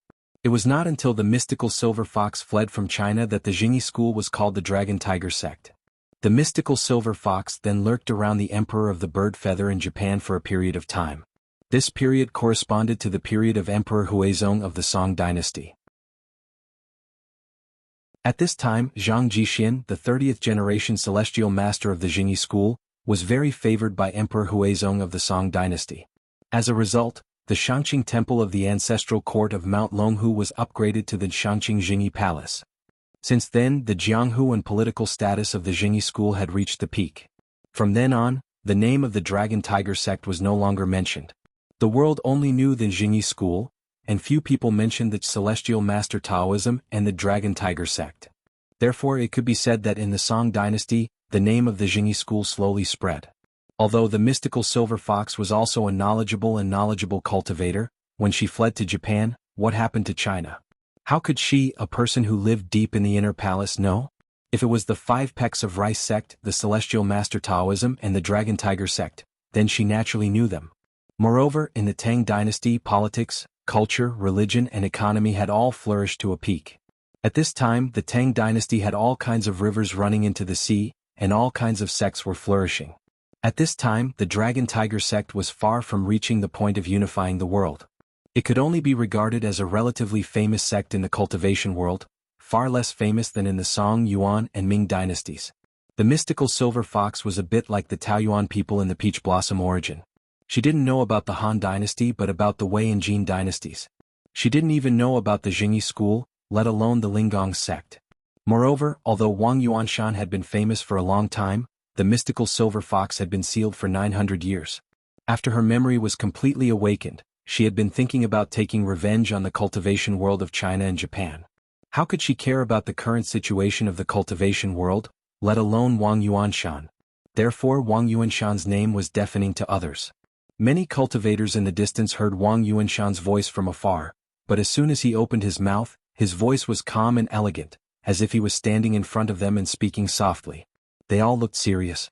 Even if they didn't know Wang Yuanshan's name, they knew that this person must be a great master. Those who knew of his name exclaimed softly, "Ah, that's China's #1 expert." Before, Zhou Chang and his immortal trapping sword had already shocked the cultivators of all sects in Japan. At this time, in the face of danger, no one dared to look down on the Chinese cultivators. At this time, when they heard the title of the #1 master in China, they immediately became respectful and looked at Wang Yuanshan with a strange look. At this time, the mystical silver fox saw him say 3 short sentences. 9 words, but she didn't know any of them. What was the Jingyi school? I don't know. What was the Linggong sect? I've never heard of it. Who was Wang Yuanshan? Who knew? Wang Yuanshan was so famous, but in the eyes of the mystical silver fox, he was just a nobody. The mystical silver fox couldn't help but look down on him. However, Wang Yuanshan blocked her attack with his bare hands, which made her pay attention to Wang Yuanshan. The mystical silver fox sneered and said, "It seems that I have been sleeping for 900 years. There are really talented people in every generation." The mystical silver fox had a disease. She was a beauty at the level of a disaster, so she had a very high standard. She liked handsome men very much, and she preferred beautiful men with outstanding temperament. In the past, Huifa could make her fall in love with him, not only because he had saved her life, but also because Huifa was handsome and had an extraordinary bearing. Although she was full of killing at this time and was full of hostility, as the saying goes, it is easy to change mountains and rivers. In the past, the cultivators of various sects in Japan, such as Yoshida Shinmura, Ryuichi Yamazaki and Masao Yoshikawa, were all strange uncles and strange uncles. Not only were they ugly and strange, but they were also dressed strangely. Although Ise Shunlight, Kaisai Hikaryuni, and the others did not look like them, they could not be associated with the word handsome and beautiful, even if they had plastic surgery 800 times. The mystical silver fox hated the cultivators of various sects in Japan to the bone. When she saw these guys who were not beautiful, she naturally killed them. Zhou Chang was old and shrewd, so he was not a handsome guy. He was killed by the mystical silver fox on the spot without saying a word. But at this time, although Wang Yuanshan was also old, he looked quite young. He was only about 30 or 40 years old, which was the golden age of a man's most attractive. He could be called an old man is called a saint. Wang Yuanshan was not only handsome, but also had an ethereal and elegant aura. Anyone who saw him would have a good impression of him. The mystical silver fox saw that there was no murderous aura around him, and his appearance was far different from that of the others before. It would be outrageous for her to have a good impression of Wang Yuanshan. But the situation in front of her was like a man who was killing crazily and suddenly saw a beautiful woman appear in front of him. His first reaction must be to be stunned for a moment, instead of immediately brandishing his knife to cut her. As the saying goes, everyone loves beauty. Although the mystical silver fox was still angry in her heart, her killing intent had inevitably weakened a lot. Wang Yuanshan saw her change and was not ready to expose her contempt. He said with a smile, "Mystical silver fox, I see that you are barehanded, and I am also barehanded. You don't have a powerful magical weapon on you, and I don't have a powerful magical weapon with me. Why don't we have a fair fight?" When the mystical silver fox heard this, she was very surprised. She had always been fighting with a group of people alone since she became famous. She had almost never encountered a situation where she fought alone. It was not that she didn't want to, but that her opponents didn't dare to. The mystical silver fox was surprised. She couldn't help but raise her head and laugh. "Well, in the past 1,000 years, you are the first person who dares to fight with me alone. For this reason I will let you win. You can draw the Tao." Wang Yuanshan smiled slightly. He knew that the mystical silver fox had fallen into the trap, and his plan had succeeded more than half. Chapter 853. Wang Yuanshan was carefully selected by Zhang Tianshi to deal with the future calamity. Zhang Tianshi had high expectations of him, so Wang Yuanshan didn't care about him at all. Soon more than a decade ago, they had been actively dealing with the resurrection of the mystical silver fox. At that time, Wang Yuanshan, Zhang Tianshi, and the others had begun to design a layout for the mystical silver fox. According to the absolutely secret information handed down by some sects, Wang Yuanshan knew that the mystical silver fox was arrogant and conceited. She looked down on the world and looked down on everyone. When she thought she was safe, she was easily influenced. Therefore, as soon as Wang Yuanshan mentioned a one-on-one fight with her, the mystical silver fox fell into the trap. In the eyes of the mystical silver fox, in the face of absolute strength, all schemes and tricks were illusory. As long as she struck with thunder, any little person's thoughts and tricks would be crushed into powder by her. However, the mystical silver fox had never expected that Wang Yuanshan would use herself as bait and sacrifice herself to attract the 9-heaven divine night thunder to deal with herself. The mystical silver fox had been betrayed one after another in those years. After her emotional change, she was extremely partial to the idea that all the people in the world were self-made, and it was impossible for them to sacrifice themselves for another person. Therefore, she put herself in others' shoes. How could she think that there were cultivators in the world who were willing to sacrifice themselves to get rid of her? The low-level cultivators were willing to sacrifice themselves, but they couldn't pose a threat to her. However, the higher the cultivation level, the more they cherished their lives. Who would be willing to risk their lives for those who were about to become immortals and gods? Therefore, the mystical silver fox boldly accepted Wang Yuanshan's challenge. She wanted to see how strong this man who looked very pleasing to the eye was. Wang Yuanshan smiled slightly and said, "The rules of the fight, mystical silver fox, since you let me win, I won't stand on ceremony. The two of us are fighting here, and all the cultivators in the cultivation world in China are witnesses. We'll draw a prison. Whoever gets out of this range first will be the loser. What do you think?" The mystical silver fox was stunned for a moment, but soon became alert again. She was a fox, suspicious and worried. She immediately sneered and said, "Don't use Sun Bin's trick to fool me. Do you want to lie to me?" In the past, Gue Guzi accepted 2 students. One was Sun Bin and the other was Pang Wan. In order to test their abilities, Gue Guzi said to them, "Whoever can make me walk out of this room wins." In order to trick Sun Bin into leaving, Pang Wan resorted to all sorts of lies and tricks, but Sun Bin replied in fear and trepidation, "Teacher, you're extraordinarily intelligent, so I definitely won't be able to trick you into leaving. But if you do leave, I definitely have a way to make you come back willingly."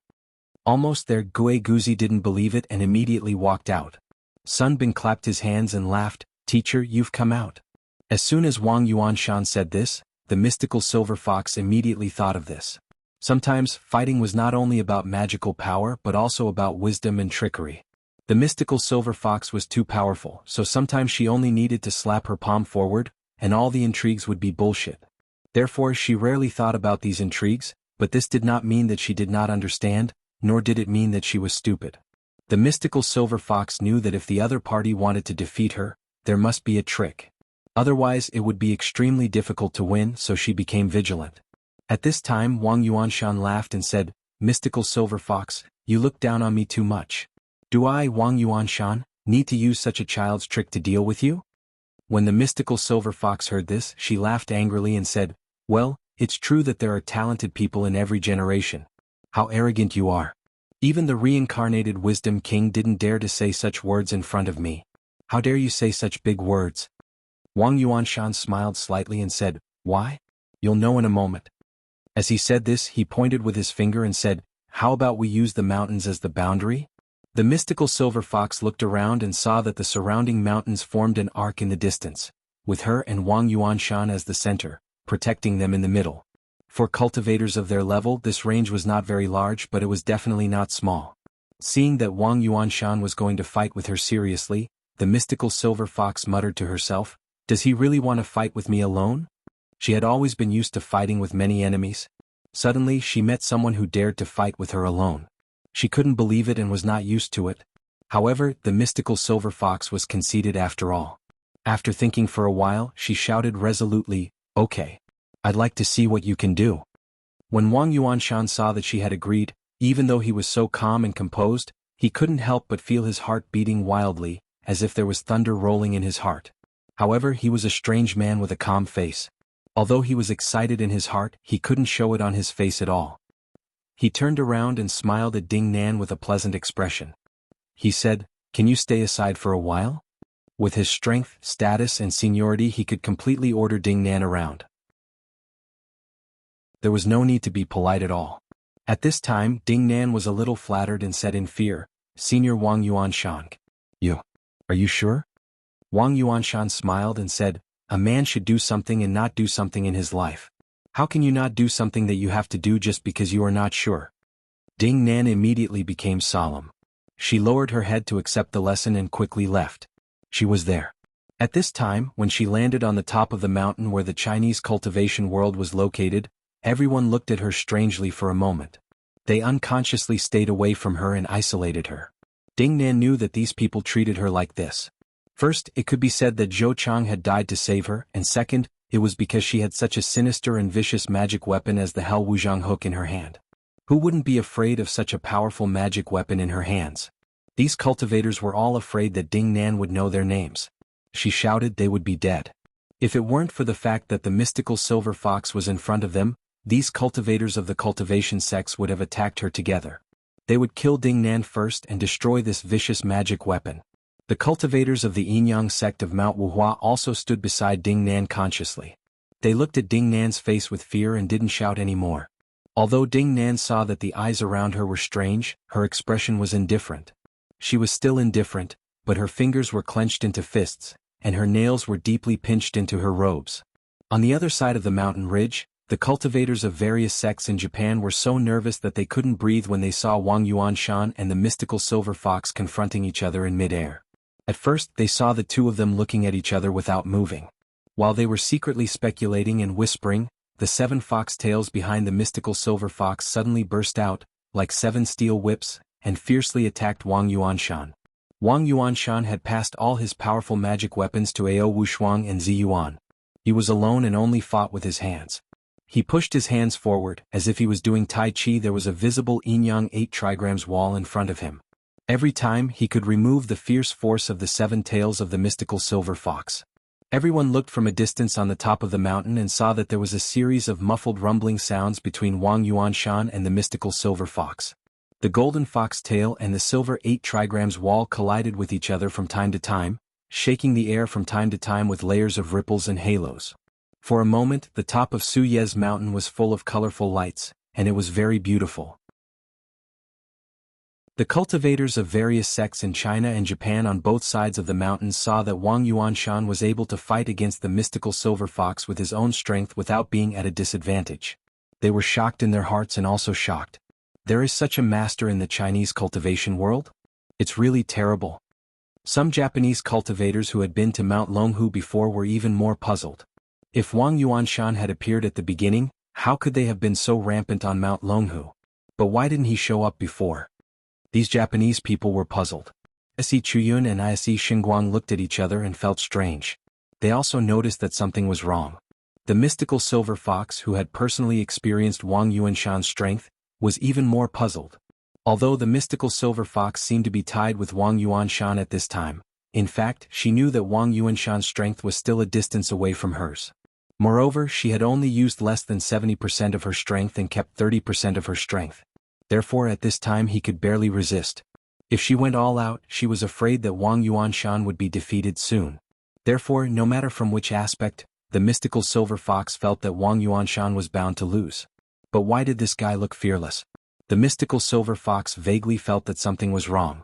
At this time Wang Yuanshan was activating his Jinqi with all his might.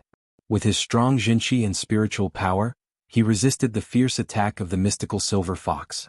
Seeing his calm appearance, the cultivators around him were greatly encouraged. The originally low morale showed signs of rising.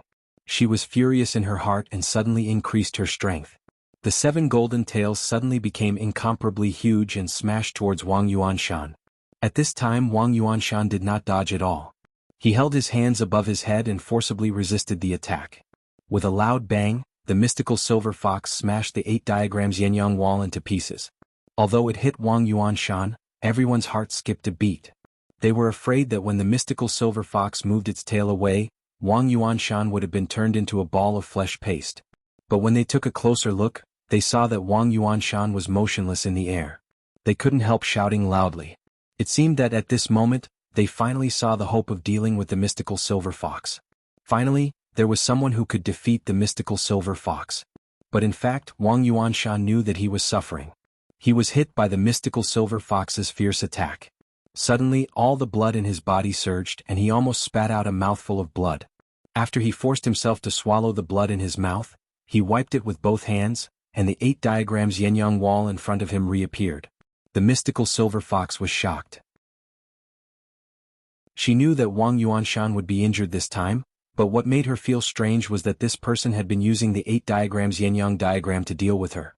This move was the purest defensive move without any attack power. Didn't he want to win? Or did he have other plans? The doubts in the mystical silver fox's heart had been tangled. At this time she became more and more suspicious. She couldn't help looking around. Seeing her like this, Wang Yuanshan knew that the mystical silver fox had become suspicious. His heart trembled, and he subconsciously wanted to look up at the sky to see where the thundercloud from Mount Longhu had gone. But he knew that he couldn't look up at this time, or he would definitely be discovered by the mystical silver fox. However, Wang Yuanshan could bear it, but it didn't mean that Tachibana Wakako and Abe could. Although Wang Yuanshan didn't tell them about the absolute love extinguishing array, the two of them were also cultivators, and they were not fools or idiots. Along the way for the past 2 days, they had seen 2 rolling thundercloud vortexes behind them. How could they not understand this? Therefore, when the two of them saw that Wang Yuanshan was a little weak, they looked up at the sky anxiously. The mystical silver fox immediately found a clue and also looked up at the sky. Ordinary people looked up and saw that the sky was covered with dark clouds at this time. The world was dark and there seemed to be nothing unusual. However, the pupils of the mystical silver fox suddenly shrank, and then her face was full of killing intent. She said sternly, "How dare you lie to me?" When Wang Yuanshan saw this, he immediately left his body with Yang's spirit. A visible white qi rushed into the sky from his body, like a straight smoke signal. In this kind of thunderstorm, when the Yang spirit came out of his body and rushed to the sky with his spiritual power, it would attract the heavenly thunder. Wang Yuanshan's action was equivalent to increasing the speed of the arrival of the thundercloud. In an instant, 2 huge vortexes appeared in the thick dark clouds. The vortexes were full of dense thunder and lightning. There were so many of them and so powerful that the mystical silver fox couldn't help but be shocked when she saw them from afar. Chapter 854. The mystical silver fox suddenly saw so many rolling thunder in the sky. Her heart was shocked and she was shocked. Almost there, although she could defend against most spells and magic treasures, there were exceptions to everything. Among spells, heavenly thunder was the most powerful, and among heavenly thunder, the 9 heavens' heavenly thunder posed the greatest threat to her. Her cultivation had reached the pinnacle of perfection. Heavenly thunder alone was not enough to completely destroy her, but could only split her soul and divine senses. However, over time, the scattered soul and divine senses of the mystical silver fox could still reassemble and reform. This was the supreme realm of immortality, coexisting with heaven and earth, and shining with the sun and the moon. However, the mystical silver fox was not absolutely invincible. Although ordinary heavenly thunder was lethal to her, it was not enough to kill her. Only the 9-heaven divine night thunder could completely refine her soul and divine sense, and there was no possibility of her resurrection. Therefore, the mystical silver fox was the most sensitive to the 9 heavens divine night thunder. As soon as she saw the 9 heavens divine night thunder, the mystical silver fox had the intention to leave. Even though her good impression of Wang Yuanshan had completely disappeared at this moment and she wanted to kill him as soon as possible. The mystical silver fox gritted her teeth and looked at Wang Yuanshan. She was so angry that she couldn't wait to tear him into pieces. She suddenly thought of the few men she had met. The first one, Huifa, was the object of her admiration. Although they had a sexual relationship, he treated her seriously. The second one was the reincarnated Wisdom King. Although he had asked her about her well-being, it was hypocritical. The third one in front of her, Wang Yuanshan, whom she had a little affection for, had actually planned to deal with her in order to completely destroy her. The mystical silver fox really wanted to poke a hole in the sky, tear a hole in the earth and pull out all the gods in the sky and the earth. She roared at them angrily, "What did I do wrong? Do you want to do this to me?" The blood-red eyes of the mystical silver fox almost seemed to be burning with anger. Her eyes flickered and her voice was filled with resentment. "Good. Wang Yuanshan, you can actually attract the 9-heaven god night thunder. I'm looking at you. For you to be able to cultivate to such a realm, you're a rare genius that only appears once in 100 years. Could it be that you're willing to throw your life away like this?" Wang Yuanshan smiled faintly. Thunder rumbled above his head. The lightning grew brighter and brighter, and the accumulated power of the thunder grew stronger. However, his expression was indescribably free and easy. Let go, let go. Only with sacrifice can there be gains. The mystical silver fox shouted angrily, "What did you get? The reputation of subduing demons and devils? Is fame really that important to a cultivator like you?" Wang Yuanshan smiled and said, "Do I have to obtain it myself for it to be counted as obtaining it?" The mystical silver fox was even angrier. "Are you doing this for the men sect? For what so-called righteous path? You righteous people are the most shameless, despicable people in the world. You just can't bear to see a variant demon stronger than you, so you can't bear to see a demon like me living in this world." Wang Yuanshan didn't argue with her. He just looked at her calmly and said with a gentle smile, "Mystical silver fox, you don't understand." The mystical silver fox knew that she should immediately escape from this place and stay far away from the heavenly thunder. However, she felt as if there was a bone stuck in her throat, which made her extremely uncomfortable. If she didn't ask clearly, she wouldn't be reconciled even if she died. Soon. The mystical silver fox said angrily, "I don't understand? I've lived more than 900 years longer than you. Don't I understand?" Wang Yuanshan chuckled, and his eyes became extremely gentle in an instant. He looked at the mystical silver fox with some sympathy. Some people have lived for a lifetime but they don't understand anything. But some people have lived for a few days, but because they met a different person they understand everything. The mystical silver fox's heart suddenly moved. She suddenly widened her eyes and cried out in disbelief, "Woman? Are you doing this for a woman?" Wang Yuanshan smiled but didn't say anything. He just looked at the mystical silver fox quietly, and his chi was always locked on the mystical silver fox. The mystical silver fox couldn't help laughing, as if she had heard the funniest joke in the world. Her life was full of ups and downs. She fell in love with 2 men. One of them sneered at her, and the other betrayed her and tried to kill her. This made her despair of love long ago. She didn't believe that there were people in the world who were willing to sacrifice themselves for love. The mystical silver fox sneered loudly and said, "Stop joking. How is that possible?" Wang Yuanshan didn't argue with her. In his opinion, even if his body and soul were destroyed, it was enough for Ao Wushuang to survive in the end. It didn't matter whether he was understood or not. Wang Yuanshan smiled faintly and looked at the mystical silver fox calmly and quietly. Although this kind of gaze did not have the slightest sense of aggression and power, the mystical silver fox was creeped out. Because she saw a terrible will to die in this gaze. This man had made up his mind to die with her. The mystical silver fox finally couldn't stand it anymore. She shouted, "Do you think you can kill me like this? Stop dreaming." After that, the mystical silver fox's figure flashed in an instant, and she wanted to escape. But as soon as she moved, Wang Yuanshan appeared in her way. The mystical silver fox was suddenly shocked. How can he keep up with my speed? But when she looked to the side, she saw that there were Wang Yuanshan's young spirit clones everywhere. They were so dense that they covered the mountains and the fields, covering the sky and the earth. The mystical silver fox's heart sank. She knew that Wang Yuanshan was risking his life. He didn't hesitate to cover the surroundings with his young spirit clones in an attempt to slow her down. As long as she was entangled with one of them, he could immediately catch up with her. At this time, the cultivators of the various sects in the Middle Sun had all seen the clues. One by one, they released their best and proudest magic arts and magic treasures crazily, and once again bombarded the mystical silver fox with overwhelming force. The mystical silver fox's fox tail curled at a clone in front of her, and she quickly rushed forward. However, her speed was delayed by Wang Yuanshan. In the blink of an eye, Wang Yuanshan had entangled himself. He even seemed to be unable to see the crazy magic arts and magic treasures around him. He entangled the mystical silver fox tightly. Wherever she went, he would be. The mystical silver fox was shocked and angry. She didn't care about the magic arts and magic treasures around her. Her 6 golden fox tails were enough to resist them. However, she looked at the sky in horror from time to time. She saw that the thunderclouds above her head were rolling faster and faster, and the vortex in the middle was getting longer and longer. It was obvious that the thunder would fall at any time. At this critical moment of life and death, the mystical silver fox rushed out like crazy, but Wang Yuanshan was also desperately blocking her. The cultivators around also knew whether they were alive or dead. At this moment, they all clenched their teeth, overdrew their spiritual energy and jinqi, and blasted at the mystical silver fox. In an instant, Suyi felt as though he had been bombarded by a terrifying cannon. The sky rumbled as though it was an exploding cauldron, filled with all sorts of colors.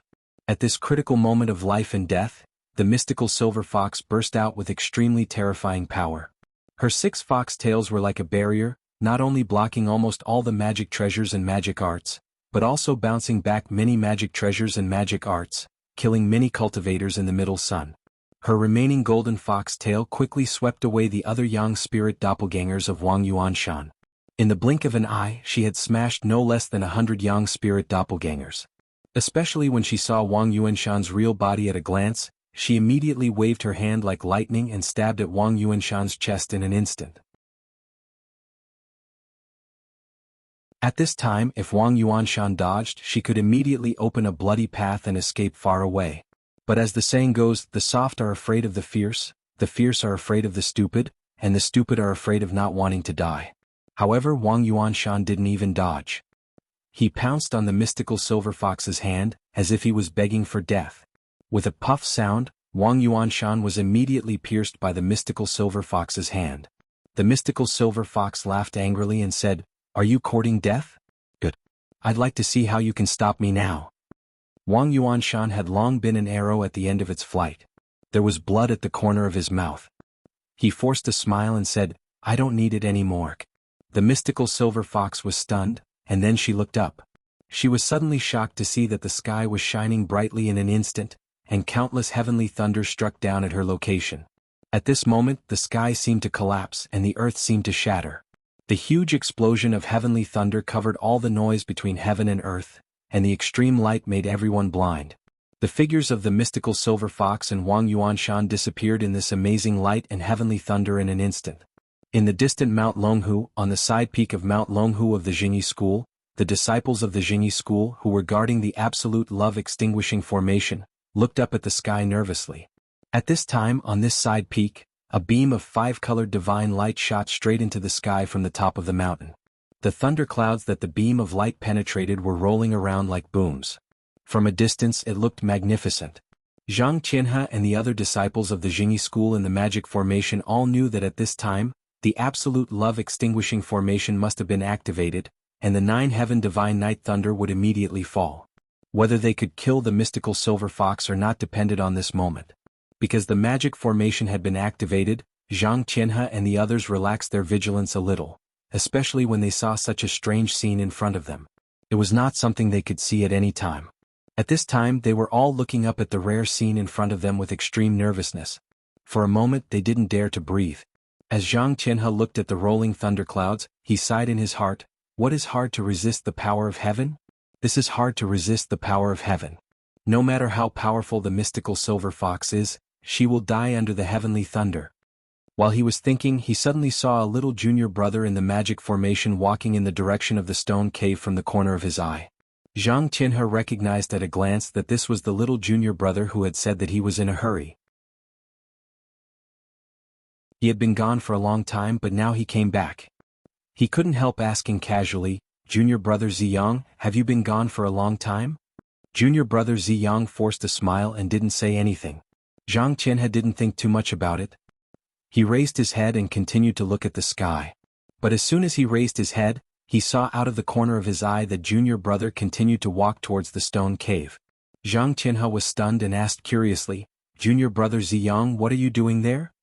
His shout was unintentional, but junior brother Ziyang's footsteps slowed down for a moment before he sped up and walked further inside. Zhang Qianhe was immediately very vigilant. He said sternly, "Junior brother Ziyang, stop. I'm talking to you." As he said this, he quickly walked towards him and patted him on the shoulder with one hand. At this time, junior brother Ziyang's body suddenly twisted and immediately turned into a white seven-tailed divine fox. It was Ao Wushuang. Ao Wushuang flicked her fox tail and instantly rushed towards Zhang Qianhe and Netg. Zhang Qianhe's figure suddenly stopped. He immediately shouted sternly, "How dare you? Do you want to die? Disciples of the Jingyi sect, kill the evildoer. Everyone in your position, happy Mid-Autumn Festival." Tang Tang made a reunion salute and wished everyone a happy ending. You're tuning in to the Han Li's Wuxia Adventures YouTube channel. We're so grateful for your support, and don't forget to subscribe to join us on this incredible journey through captivating stories. Your generosity through donations truly makes a world of difference, as it's the primary source of revenue that allows me to expand and enhance this channel for you. Thank you from the bottom of my heart for being a part of this adventure.